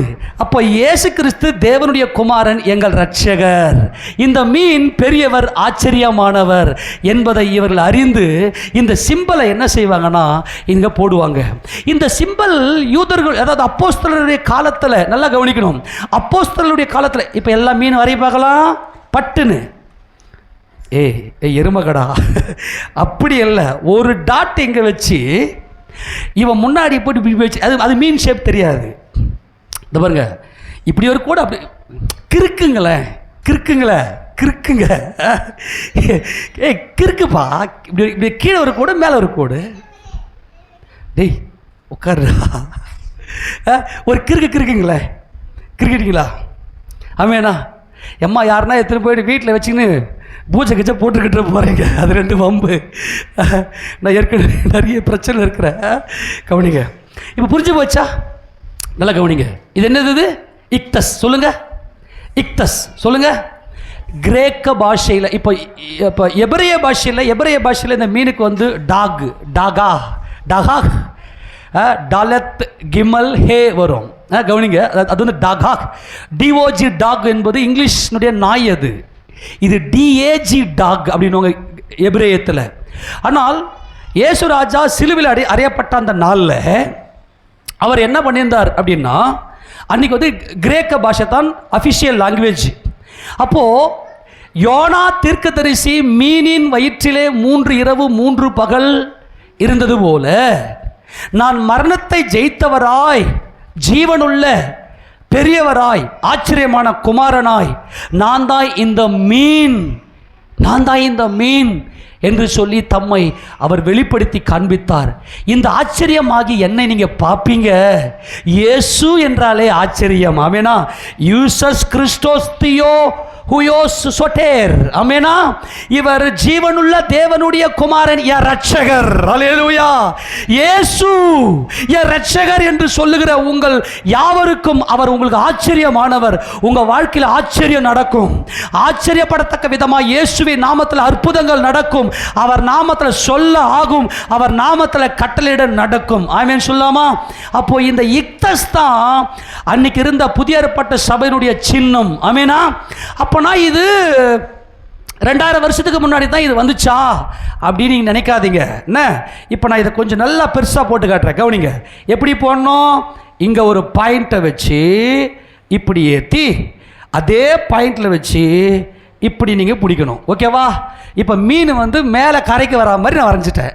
எந்த பக்கம் மூக்கு இருக்குதோ அந்த மாதிரி டைரக்ஷன் வச்சுங்க. நான் அப்படி பார்த்து வரையில, புரியுதா இல்லையா? சில பேர் இப்படி கீழே பிடிக்கும், அப்போ மீன் கீழே கீழே போகுதுன்னு வச்சுங்க.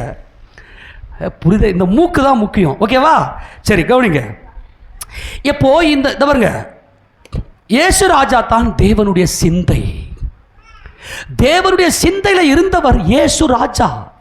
அவர்தான் தேவனுடைய வார்த்தை.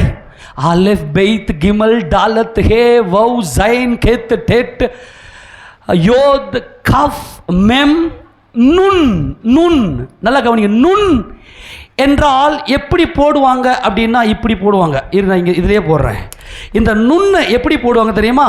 இதை பாருங்க, இப்படி போடுவாங்க. கரெக்டாக 13வது எழுத்து இந்த நுண். இதனுடைய கிமெட்ரியா 50. இதனுடைய வேல்யூ, கிமெட்ரியா வேல்யூ வந்து 50. ஆமேனா? மீன் என்றால் லைஃப், வாழ்வு, ஜீவன் என்று அர்த்தம்.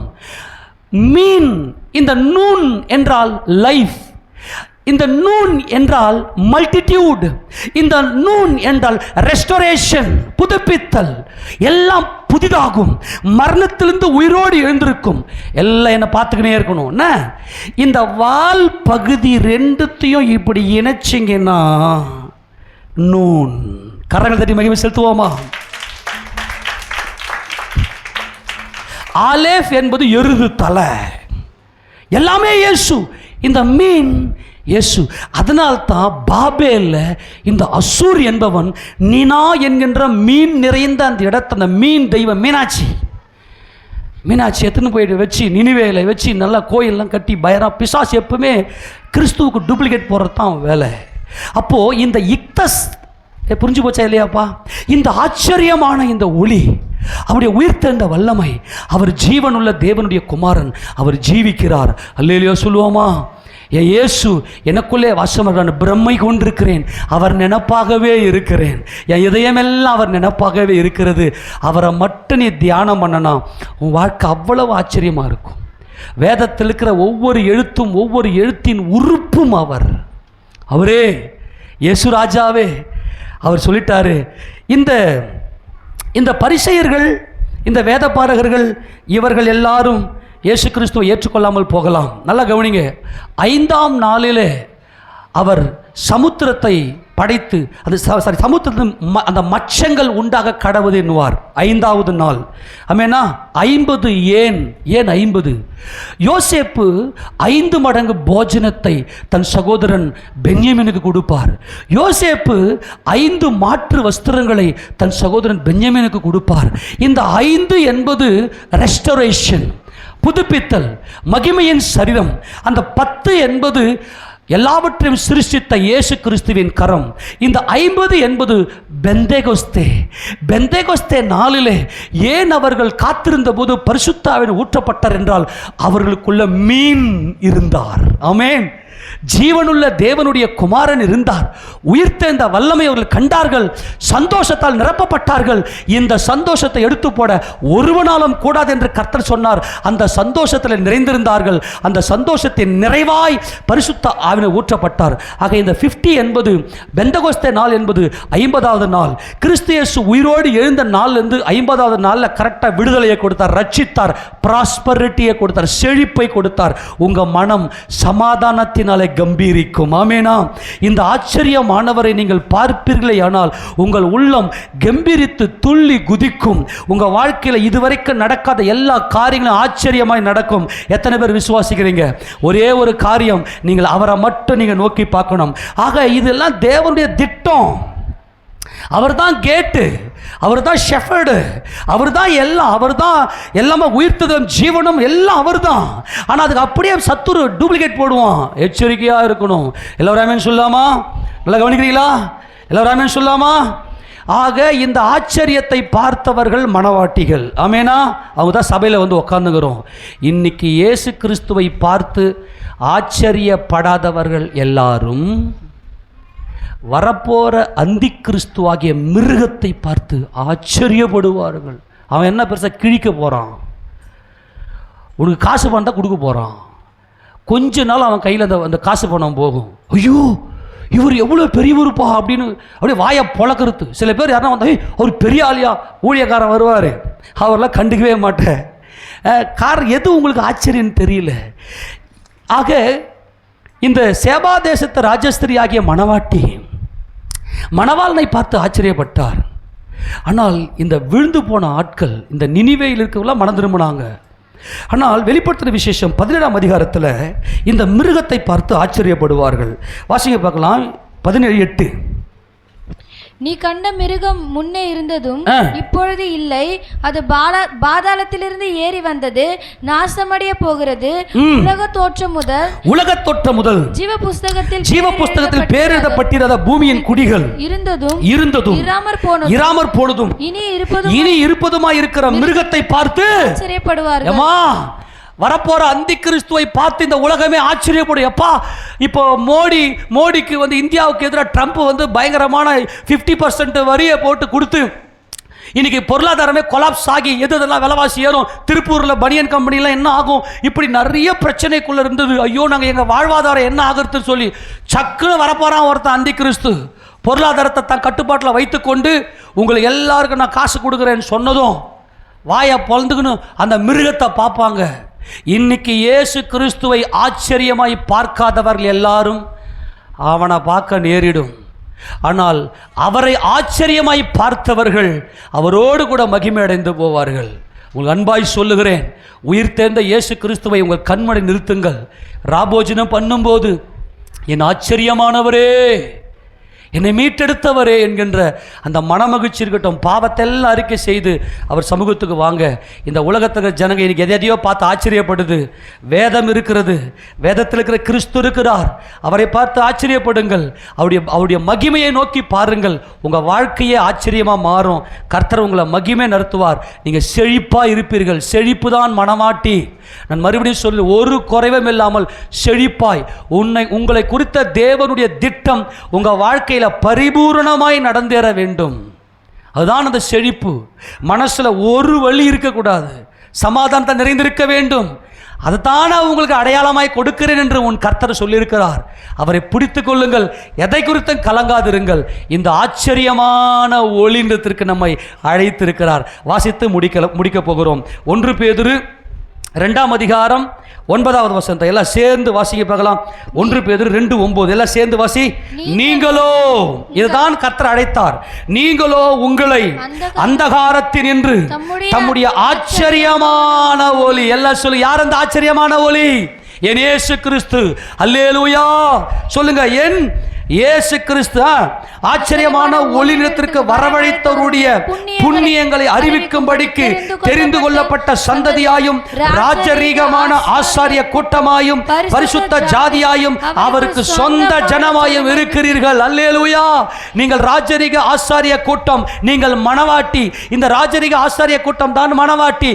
ஏனென்றால் அவருடைய உயிர்த்தெழுந்த மகிமையின் ஆச்சரியத்தை கண்டு பிரம்மை கொண்டவள். அவருடைய வாழ்க்கையே ஆச்சரியமா இருக்கும். அப்படியே மகிமை செழிப்பா இருக்கும், சமாதானமா இருக்கும். மனதுக்குள்ள அவ்வளவு சமாதானம் இருக்கும்.